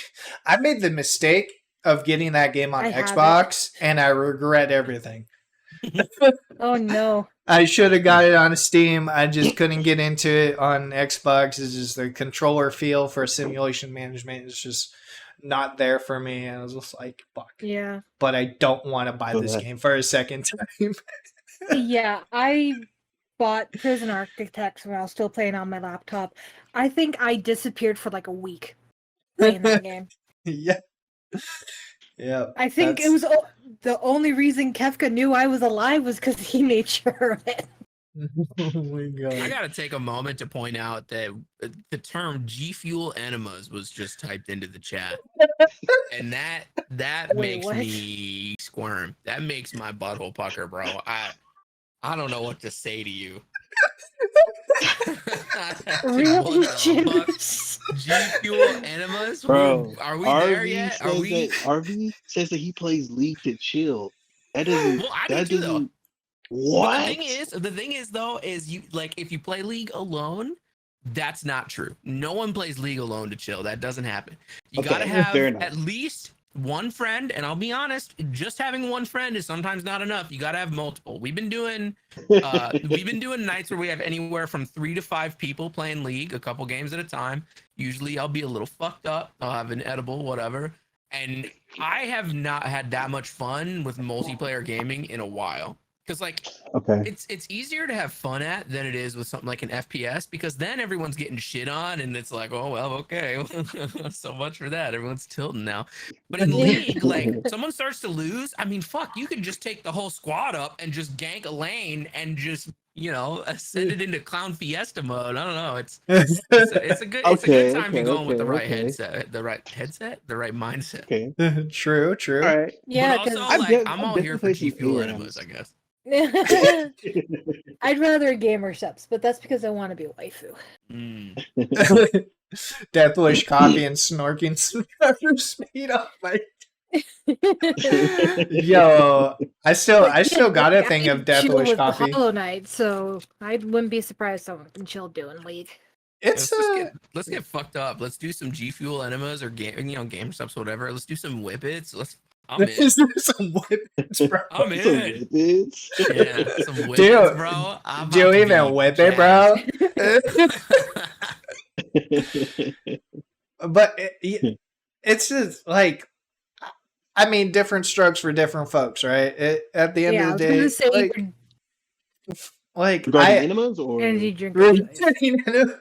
I mean, basically, we're on the topic like regarding enemas too. Like, I don't know, you just like have stuff squirting out your asshole. Like, I don't know, dude. I don't know. There's a very peaceful. Need that. I'm going to say it. What's with you and like But, squirting assholes and popping cherries and Hey, shit today? I don't. JD's always the one to get a little freaky. I'm gonna be honest. Oh my goodness. can't I don't know trust about him you to keep guys, this show but- family friendly. I don't know about you Oh, guys, what is but the one like the from- most relaxing times outside of gaming for me is when I'm sitting on my fucking toilet. All right, when I'm sitting on my fucking toilet, just scrolling through my phone, dude, taking a shit. You know, you just zen out for a little bit. Man sitting there dreaming of G Fuel enemas. Yo. Oh, God, bro. His legs literally going numb. He can't even feel his toes at this Hell point. yeah, dog. Listen, if your leg doesn't go numb while you're on the shitter, you're shitting wrong. This shit was over 30 minutes ago. He's hanging out at this point. Bro, I'm sitting there sit down, I'll good. play a Wild Rift game and I'll be there the whole time. I gotta commit. Someone will be like, yo, I gotta get ready for work. I'm like, there's another bathroom, go. You'll figure it out. Yeah, shit. You Use got- the kitchen sink, bro. I don't care. You gotta make sure you're clear for the day. You know. Yeah, Yeah, I have a that's right. commitment here. I can't just And- give up. It's killing your time if you have to take multiple shits a day. You know, you gotta just I feel. Just I let him gotta go. provide like mental support for my anal cavity. It's gotta have some time to cool off before I get it up and working again. You know, like that bad boy needs support. Just down like 3 cups of coffee and you're good for the whole day. You know, you Oh my just, god. it's like it's a natural laxative. You just let it go. Just- Get some It Taco is. Bell and you're set. But as far as like simulation management goes, like I'm like just looking at my Steam list again just to kind of refresh some things. Like I can literally do like a whole 20 to 30 list game of just good simulation management titles that I've Jeez. touched so far. And the sad part is like some of them are mostly in that early access stage / never leave that early access stage. So it's just like they could be good, but they're just like they never get to that point. So it's like there's always different titles. Like there's this one called Castle Story, which is more like kind of like like a 3D kind of like not pixely, but like the characters are more like blobs kind of stuff. And it's it more airs on the Minecraft stylistic field to where you actually create the items and you place the items in the world to more or less create your fortress, for lack of a better term. So it's just like there's different types of simulation management, and then there's different types of resource management games as well.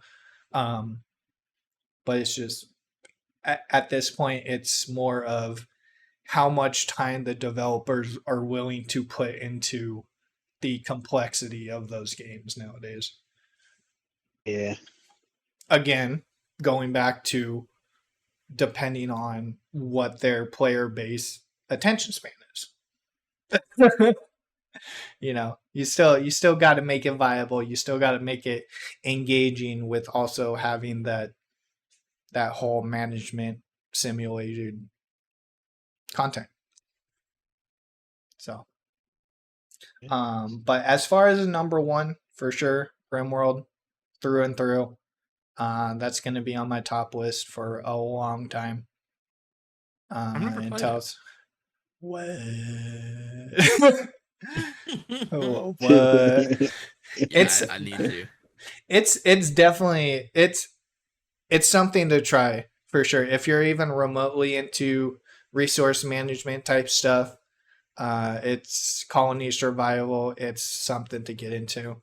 I'd say the only frustrating part about it is when it comes to combat, and you just you can't really, like, you could just move your guys around, but as far as like when it comes to, damage and accuracy and stuff like that, it's just kind of like a roll of the dice. Your guy either hits or miss, or he just fucking shoots a wall that's like 50,000 meters away, kind of stuff. So, that does get a little frustrating, but there's also aspects in the game to where you can like supplement that with a different type of equipment, or have your person hide behind a sandbag so they have more covers, type stuff like that. And then the other big thing about RimWorld is the modding community. It is huge. There's so many mods for that game. It is nuts. There's a multiplayer co-op mod as well, if that's your fancy too, where basically multiple people can control pawns of the same colony. Or something I like to do, which I need to do here in the near future again, is there's a Twitch integration mod to where your Twitch chat can literally do everything in the game. They can send you resources. They can create their own colonist. They can vote on events. They can, raid your fucking base. Pretty much, it's pretty cool, honestly. And it's one of those games that I think has a more wide variety of how the gameplay could end up. Yeah. Dude, in the chat, there's some talk about Cyberpunk. We got to talk about it. Oh, God. First of all, I agree. I wish developers put more time into their games for releasing. I think we're getting better, but like we've had a slew of games this year so far that have not been the greatest on release. It seems like I just live to hate on Redfall, but I mean, hey, whatever. It is what it is, dude. Cyberpunk, the thing is when I saw Cyberpunk and I saw the astronomical amount of hype for Cyberpunk, I knew it was going to come out and it was going to be a shit show. I am on record on my stream saying it like within 6 months of its release, like before its release, I was like, this game is going to come out and something's going to go wrong. And looking back at, it's like, wow, of course I had to be the fucking loser that was trying to ruin everyone's time, but I was right, for the record. For the record, that game, and don't get me wrong, even for all of its faults, I still really liked Cyberpunk. I played the whole thing on stream. I think once you could get over a lot of the issues, it had a really intriguing world and story. However, it kind of ruined it for me when we were in the car, and I'm about to say a spoiler for the first 2 hours of the game, so cover your ears if you have it and you want to. The scene where Jackie is dying in the car and he goes to take the chip out of his head and give it to V. That cutscene, he pulls a whole ass pistol out of his head instead of the chip in that cutscene. There's a clip of it somewhere on my channel. He looks over and he goes, "Take this," and a whole pistol comes out of the side of his head, and he puts it in your hand. And I literally paused the game and yelled and walked away. It ruined the whole moment for me. I didn't know what was coming. I didn't know what was gonna happen. I'm literally in the middle of getting all emotional. I'm like, "Jackie, no!" And then he pulls a fucking pistol like ghosts out of the side of his head. I'm like, this game sucks. This game is fucking awful. And that's just one of a couple different issues with it. But I will say, I think with the new expansion, there's a lot of potential for it to redeem itself. Have you guys seen that they're basically reworking the whole game for that expansion? Yeah. Yeah, man. Yeah, they're reworking like the perks, all the systems, there's actual an actual police system, like the world is going to be more alive. Essentially what a lot of the devs have been saying is what is coming with that expansion is a version of Cyberpunk that should have been shipped to us on day one. It's a massive undertaking alongside all the new content, and I'm really excited to get into it. I'm gonna start a whole new character. I'm gonna just work my way through it.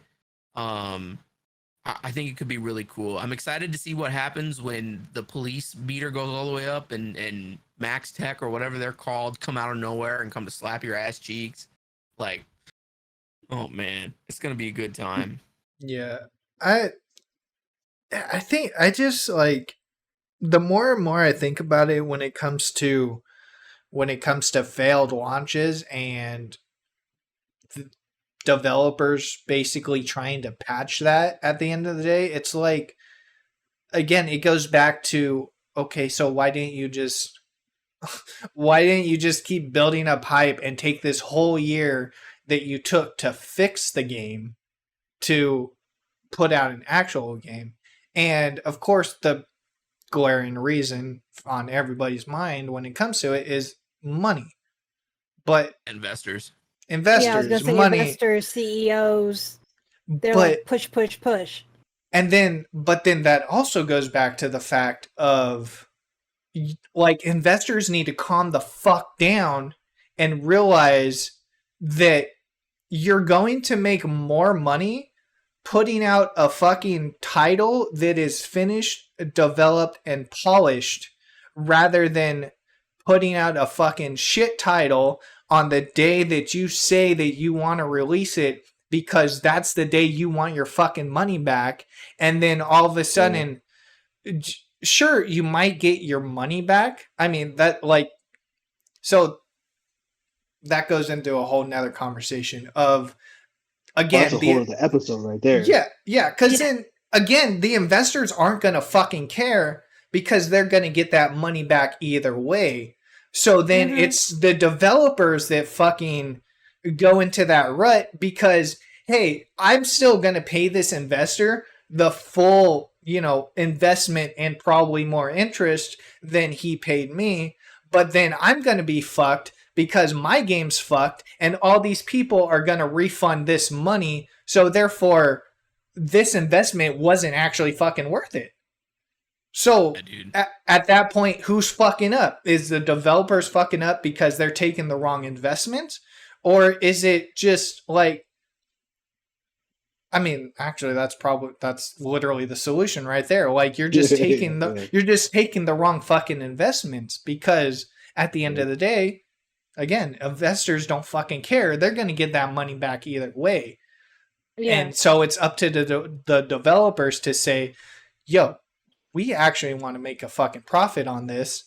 So you need to, they need to start putting their foot down and saying, we want to make money on this. Yeah, you're going to get fucking paid at some point, but it's just not going to be at the point you want because we want to fucking make money too. So it's a double-edged sword. Yeah. Well, I think too, it might be a matter of a phase in the gaming industry, because I remember before this, everyone was doing loot boxes and all of that, and that's kind of died down. We could get back into the resurgence of Oh. delayed games, and as long as the majority of the gaming community speaks up, I even think crunch is going to disappear. We're So seeing crunch kind of disappear a little bit, especially yeah, so because I mean, one everyone of was the, saying don't crunch with Cyberpunk. well, and they did, and they crunched super fucking hard with Cyberpunk. But They the big did, thing but about it, that was investors, I think. well, and the thing about Cyberpunk that was weird though is a lot of their like directors in the studio ended up pushing the game out and pushing people to work so that they could collect bonuses. That's the thing that Mm. sucks is everyone gets Well, greedy again, that's because there's a still bunch of investors money and involved. Well, no, I mean those are like creative directors, people running the projects in the studio, like the people that are working on the game. Yeah, but if you they're get past getting a certain point- bonus, yeah, well, exactly, right. that's and coming they're- from the higher ups. yeah, but and the thing is the gaming industry is in a really weird spot right now. I read a Mhm. little thing the other day that said that most big gaming projects are projects that take a decade to work on, and a lot of them never see the light of day. And it increases almost exponentially with every console release because it gets harder to develop the games. It takes more people, more collaboration. The tech is like maybe not even harder to use, but the bar gets higher every time. And the Mhm. games are getting more expensive to make. I mean, games are getting to the point where it's costing anywhere from $200 to $500 million to make a video game. And there aren't a lot of investors that have that kind of money that are willing to invest it in the video game space. And so you get a weird situation where you don't really have a whole lot of choice to begin with. I mean, Redfall fell victim to that. It just came out recently that not even the people working on Redfall wanted to make Redfall. It was just the desire of people higher up than the teams that were working on it at Arcane that decided that they wanted to cash in on the live service rush. And they went and they made Redfall, and there were people inside the studio that were saying, I hope, since we just got picked up by Microsoft, that they will cancel this game. And they didn't. But I think we're in this weird spot because games are so expensive and so hard to make that it's hard to come together and make things that work, right? It's unprecedented. Every Yeah. time we get a new console, it gets harder, and we already don't have a good grasp on it. I mean, look at how game releases look now. Just imagine when like the PS6 and the Xbox fucking 700 and whatever comes out, and we're like, okay, so you already had this pile of issues. Now take a dump truck and empty the rest out on top of it. It's not sustainable. And so there are conversations happening all over the industry about what that means for the future of gaming and how we can fix it. And some people are saying what we need to do is we need to refocus ourselves on games that are a really polished, like 7 to 12 hour experience, as opposed to one that's got 50 hours of gameplay in it. I'd agree. And there's, it's people going back to the drawing board and trying to figure out ways we can put out polished games that don't take so much time and so many people. And the TLDR here is, we have a bunch of games that come out and they're shit, but there aren't many options. Like, it's not always so simple as accept a different investor, right? In fact, a lot of studios don't have that opportunity. And at the level where that decision happens, people just see money, Yeah. And in terms of like Cyberpunk specifically, even if they had delayed the game again and whatever else, they would have made, I think, about the same amount of money. Because when Cyberpunk is that popular, people are going to buy that shit regardless. And investors know that. They know that whether we put it out now or we put it out down the line, quality does not matter. If we're looking at it as a cost-effective formula, if we're looking at it as a mathematical equation, we're going to get our piece regardless. And so why would we let you take longer, which means more money, because you have to keep paying all the people, you have to keep doing all the stuff and getting additional licensing and whatever else. It doesn't always make sense. And it's kind of weird because it's like we're trying to we're trying to put emphasis and creativity and stuff into this little bubble that doesn't really exist very well within capitalism. It's really hard to make that work. And it's just, I don't know, man. It's making games is hard. And I don't mean that in like a Bungie kind of way where they use it as a crutch every time they fuck something up, but it is. It's hard. No, it is. Like, and it's just I don't know how we're gonna fix it. I hope we do someday, Right. but I don't know. It's a very complicated problem. Well, And the thing is, too, there's could be an argument made that the price of AAA games is artificial and inflated because you get indie games for a fraction of the price, and it's the quality we're looking for. And in many cases, it's not many. It's like a 5-man team. Well, The I thing think about that's indie games, though, also- is- Yeah, So sorry, there go ahead, could Judy. be an argument made whatever. there. Yeah. Well, there's also like a huge disconnect to where a lot of new developers, and I say quote unquote new as in like non AAA developers, especially like like a lot of the indie developers get it. Everybody in between, it seems like that you want your aspirations to be high, but you also want to be realistic too. And I think that's one of the big things that the whole indie community kind of hits on is like we don't have to push AAA graphics, a AAA engine. We don't have to compete with these guys on their level of design to have a successful game. And I think it's that little tiny in between developers who try to just push too hard and have aspirations higher than the amount of realism that can happen. And that's why a lot of the games just kind of fall to shit, is because your concept of reality and what you want it to be are just not evenly aligned. I mean, look at a good 100% example. BattleBit just fucking came out, and it's already sold exponentially more copies than 2042 is ever fucking dreamed of. And that's literally all it is. It's a polygon version of Battlefield 2042. And it's already pulled in an exponential more amount of fucking money. Right. It's wanna been try on the that game top now. of fucking Steam charts. It's fucking gone above and beyond. And it's a fucking polygon game. Like, you don't... People aren't looking for big ass fucking graphics and just the next gen stuff anymore. They want shit that fucking works, and that's why BattleBit's just fucking taking the cake right now. I think we're always going to have in the industry a very solid core of gamers that want their cinematic AAA experiences, right? Like I'll be the first one to say I'm a slut for a good AAA experience. You look at like God of War, and it's like you can't get that out of an indie studio. It just something like that requires a sheer amount of manpower that an indie studio is not able to nail down. You can do like the name of the game in indie games right now is like we need to pick some things to focus really hard on and nail down, and some other things that we can kind of forego.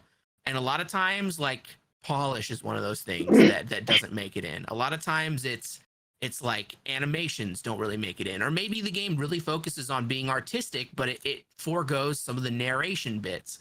And there are some examples that do it better than others, but I don't think we've ever gotten an indie game that is anywhere close to like a God of War, to a Final Fantasy 16, in terms of being an entire package, just this heavy hitter, amazing experience.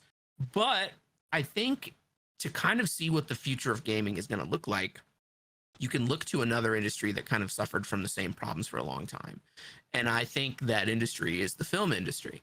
The film industry was for a long time, and still is to an extent, run by these studios that are able to make these big $100+ million productions with all these like big talents and whatever else. But recently, we've kind of seen this renaissance of these cheaper art house films, things like A24 that are making all these movies. And I think as the means to make these games, as it becomes like more accessible, as it becomes cheaper and more, I don't know, just usable by the general populace, we're going to see things that are better than they were. I mean, we've already seen an incredible evolution in indie games over the past decade. I mean, indie games used to be fucking awful. And the indie games that you would get, you know, that were good were ones that were supported by a production company. You know, some company that was like, oh, I see you, I'm going to give you some money and help you, because that's the only way it works. But now we've got all these engines, we've got all these tools that make it easier on people, and people are so fucking talented that they're getting better. I can't wait to see the day where we pop out on the other end, where it is both easier for indie studios or groups of people that have an ambition and an idea to capitalize on that idea without having to spend all this time finagling with some shit that doesn't work half the time, and are able to put out a game that rivals some of the things that we've seen from AAA studios over the last decade. And the beautiful thing about that is when we get to the point where indie studios are able to crank shit like that out, we are going to get, I can't even imagine what AAA games are going to look like at that time. Because if an indie studio of like 5 people can crank out something on like a God of War level, can you imagine what a AAA game is going to look like? Well, how are they going to even spend all those resources? Yeah. Like, Yeah, they're not gonna have a eventually choice. we are going to hit a golden age of gaming. And Okay. it's just right now we're just throwing shit at a wall to find out what works while we wait for the technology to catch up. So I did a quick look about how you want to get to the point where indie games can rival AAA. Hmm. We are very much getting there because Stray is technically considered indie. What if is you know it? what Stray is.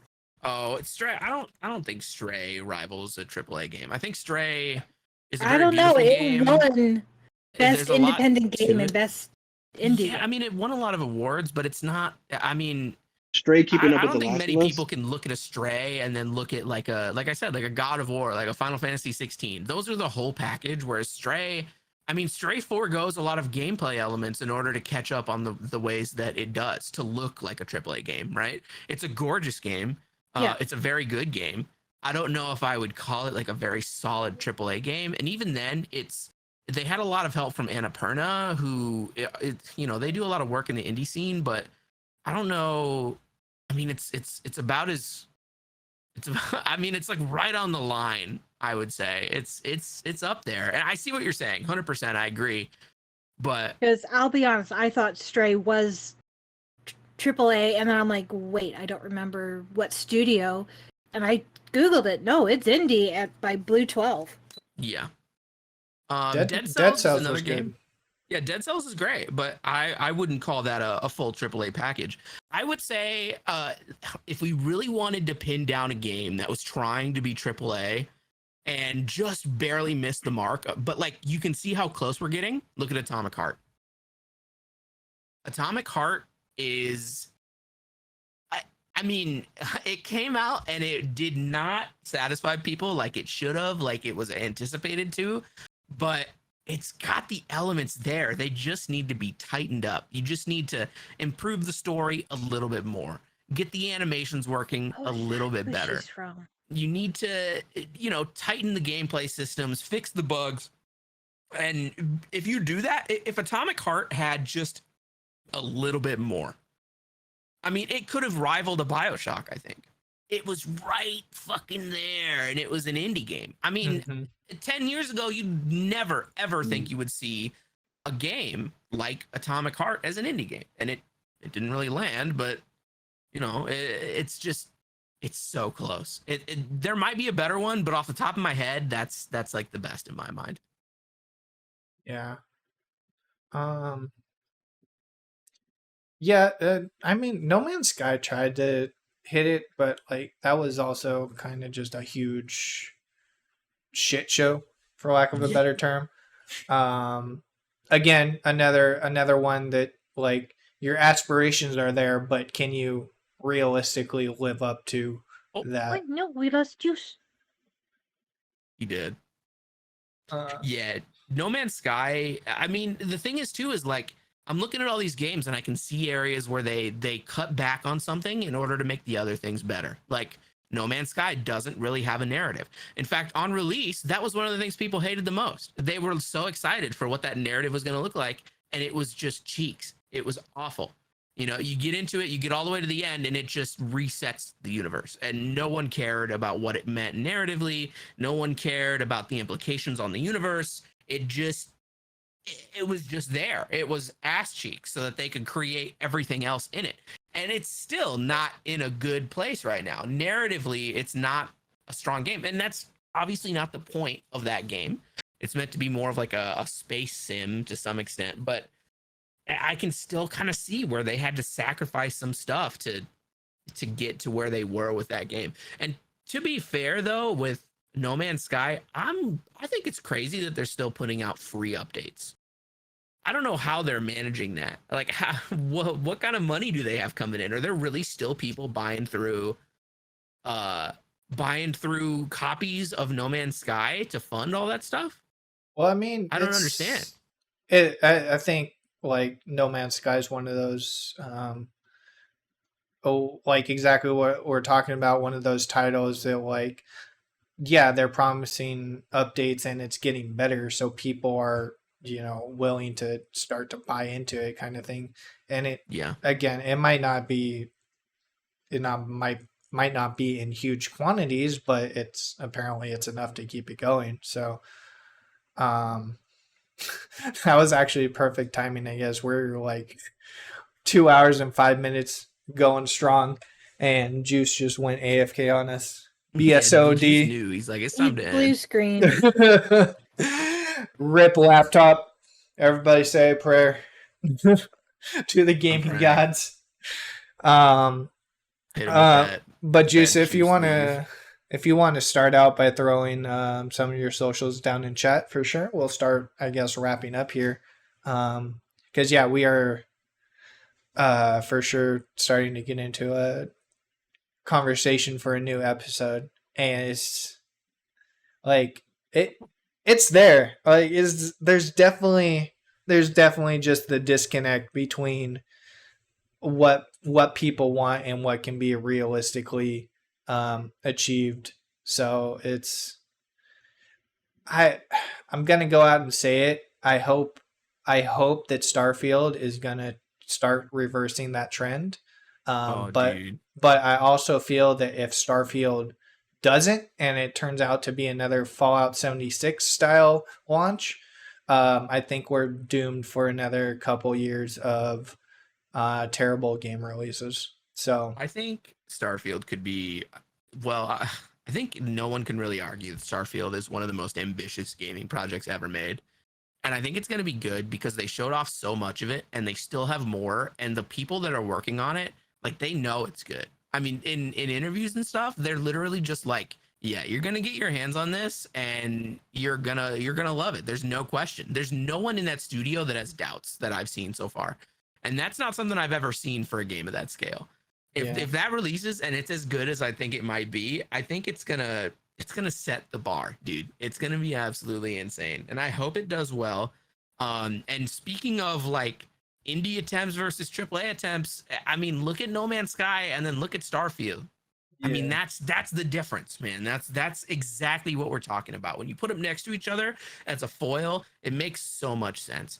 I hope it's good. They've said specifically that it is the least buggy Bethesda game ever to release, and it's not even close. So I'm sure it'll be buggy because it is a Bethesda game, but I have high hopes. I hope it's just not a remake of Fallout 76, though, for sure. In space. Yeah. Mute. Don't apologize. We like this whole. The last hour and a half is totally just 100% digressing. So we welcome the conversation.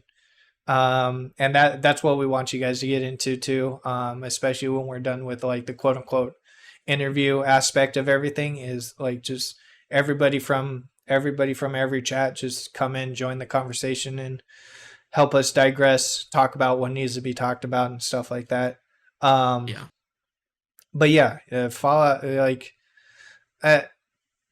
it's probably not the same exact developers that worked on Fallout 76, but yeah, if It's gonna be a totally different team. It's got to be. 76 was yeah. like was their way to cash in on the live service crowd. You know, it was part of the Mhm. same thing that birthed Redfall.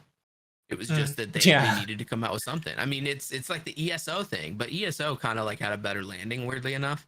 And 76 is, Exactly. we've said it before, but it's not terrible right now. It's not nearly as bad as it was. But yeah, dude. I mean, it was a shameless money grab, and I think even the people within Bethesda recognized that at this point.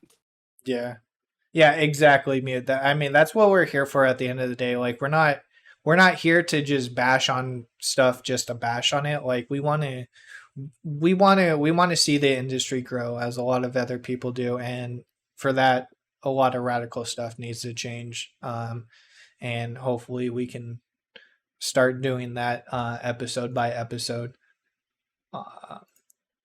So I think we're good here. Unless you guys have another point that you need to throw in real quick, that's relatable. But as far as the episode goes, we are super overtime, as I said. Like, As usual. as I said, super overtime when I wanted to shoot for an hour in the first place, and that never happened. But I like it. I like it being 2 hours long. I'm sure a lot of people would like it a little shorter, but we do have the YouTube episodes.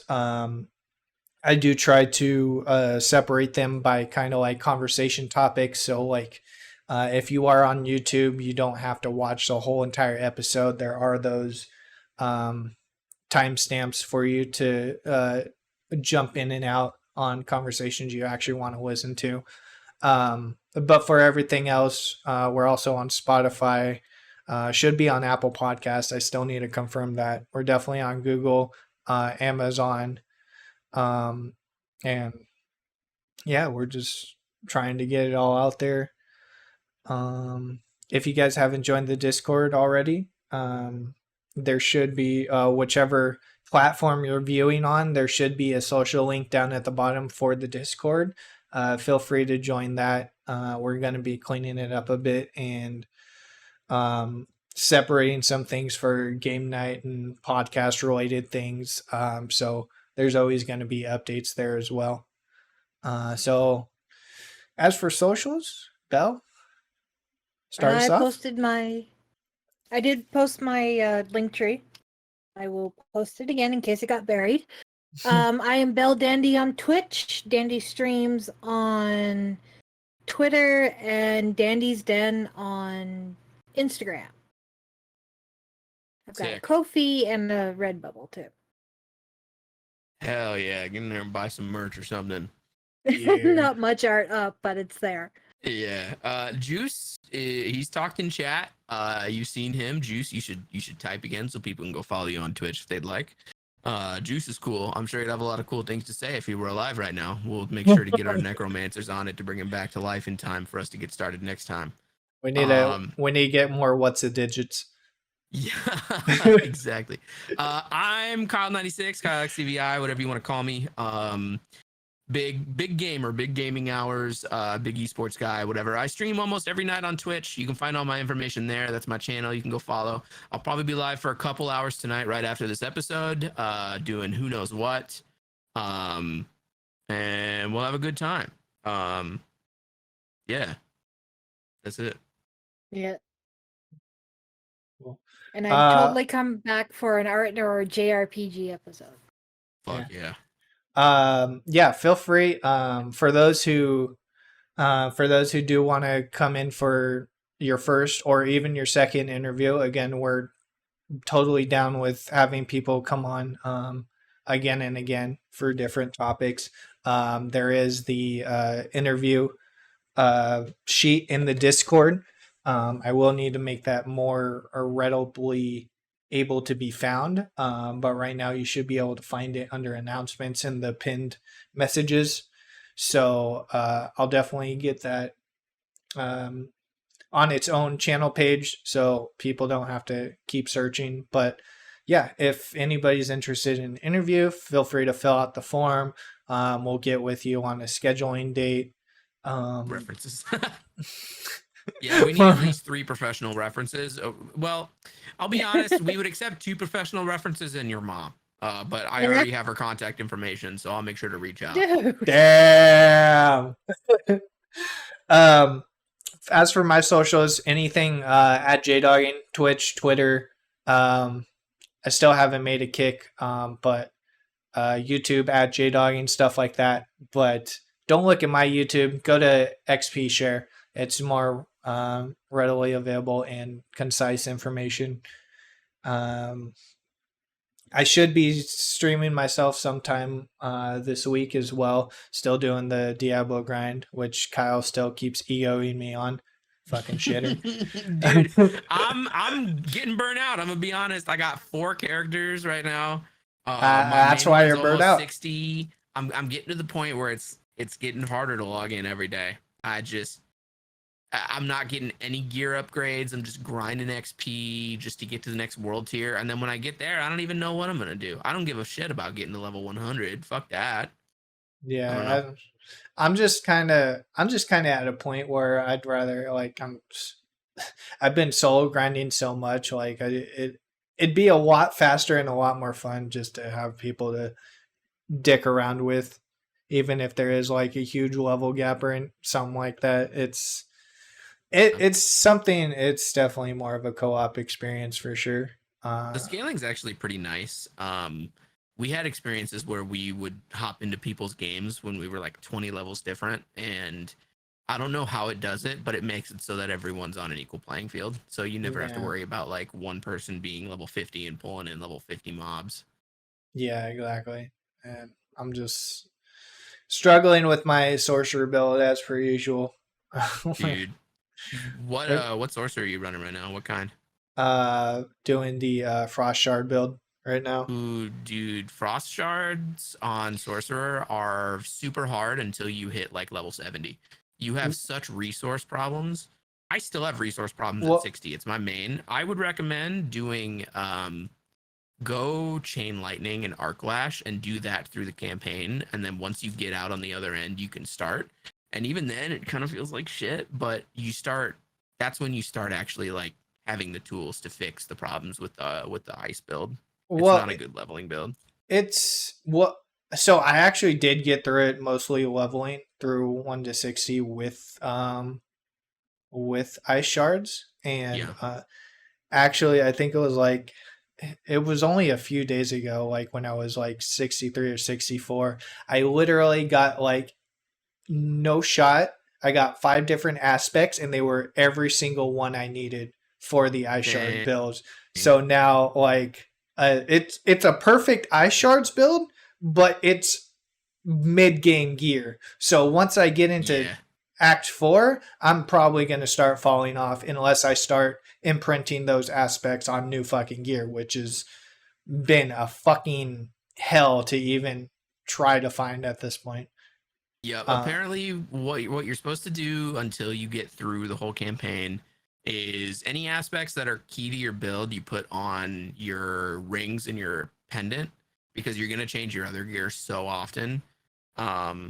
Apparently, like all the builds I've read have said that's the way to do it, because otherwise you're just going to be ripping stuff off, and you can only imprint something once and then it's gone. You can't take it off again. So I didn't know that, and so I wasted some aspects. But the thing is once you get up there to like world tier 3 and world tier 4, you're going to get so many aspect drops that it barely even matters anymore. It's a whole thing. I'm there. I just need the gear to get to that next tier, and that's just probably going to cost an assload of money that I don't want to spend at this point, but it's going to have to happen. Yeah. And again, I just play with me, dog. Dude, I'm so busy all the time. I got shit going on all the time. It's rough, man. I feel that. I just sat down with a friend of mine that was like, he was like, this is for reference, and I'm gonna make this quick because I know we're on our way out. Um, one of my best friends of like 23 years. I'm 26. I've known him since I was 3. He was like, dude, we haven't talked in a minute. We should hang out, like smoke a bowl, play some games. And I was like, fuck yeah, when? We sat down and tried to figure out a day. We had to plan 2 weeks in advance so that both of us could fit into some shit. And most of it was me because I got Jesus. so much going on with like my stream and my work and all the other shit in between. And it's like it's why when I get notice of things, like even a couple days before, half the time I'm like, yeah, sorry, I can't make it work because I got shit planned out. I don't know. I got ADHD brain. I'm just penciled in. Full, I feel Try that 100%. having a friend who works nights. Ooh. I have a girlfriend that works nights, so I don't know what that feels like. She don't do shit with me anymore. But actually, now in that aspect, now that you mentioned that, we do have game nights going on Thursday and Friday nights in the Discord for those who are interested. So feel free to jump into chats we usually do it around 7:00 Pacific Standard Time. There's usually somebody always in chat at that time, so just feel free to jump in, even if you don't want to play what the majority is playing. Like, just feel free to come by, hang out. Hopefully, at some point, we'll get it to enough people to where we can make different groups. People who want to go play different games, jump into different channel, kind of stuff like that. But for now, it's just pretty much gamers gaming, chilling. Big gamer hours. What day? We do Tuesdays and Fridays in the Discord. So feel free to jump in anytime. Get some people on Diablo. Cough, cough, nudge, nudge. Get a bunch of people just roaming Death Squad. Yo, for real, dude. It'll just make it funner. Yeah. And by the way, for everyone curious, we do episodes of EXP Share every other Sunday. So next week will be our off week, and then the week after that we'll be doing an episode. I don't know off the top of my head what the subject is, but that's our schedule. Yeah, we might keyword keep on the Discord if you want to be notified of it. We might do a little artist interview reveal sometime next week, but it probably won't be with the same squad. But like Kyle said, XP Share, talking about games, interviewing about games will be bi-weekly for sure. Yeah, Discord stuff. Love you guys. Thank you guys for coming in. Belle, it was great having you. Kyle, Juice, awesome as being always. Juice, if you're even here. Rest in pieces. I'm already starting the ritual as we speak. Get the bones ready.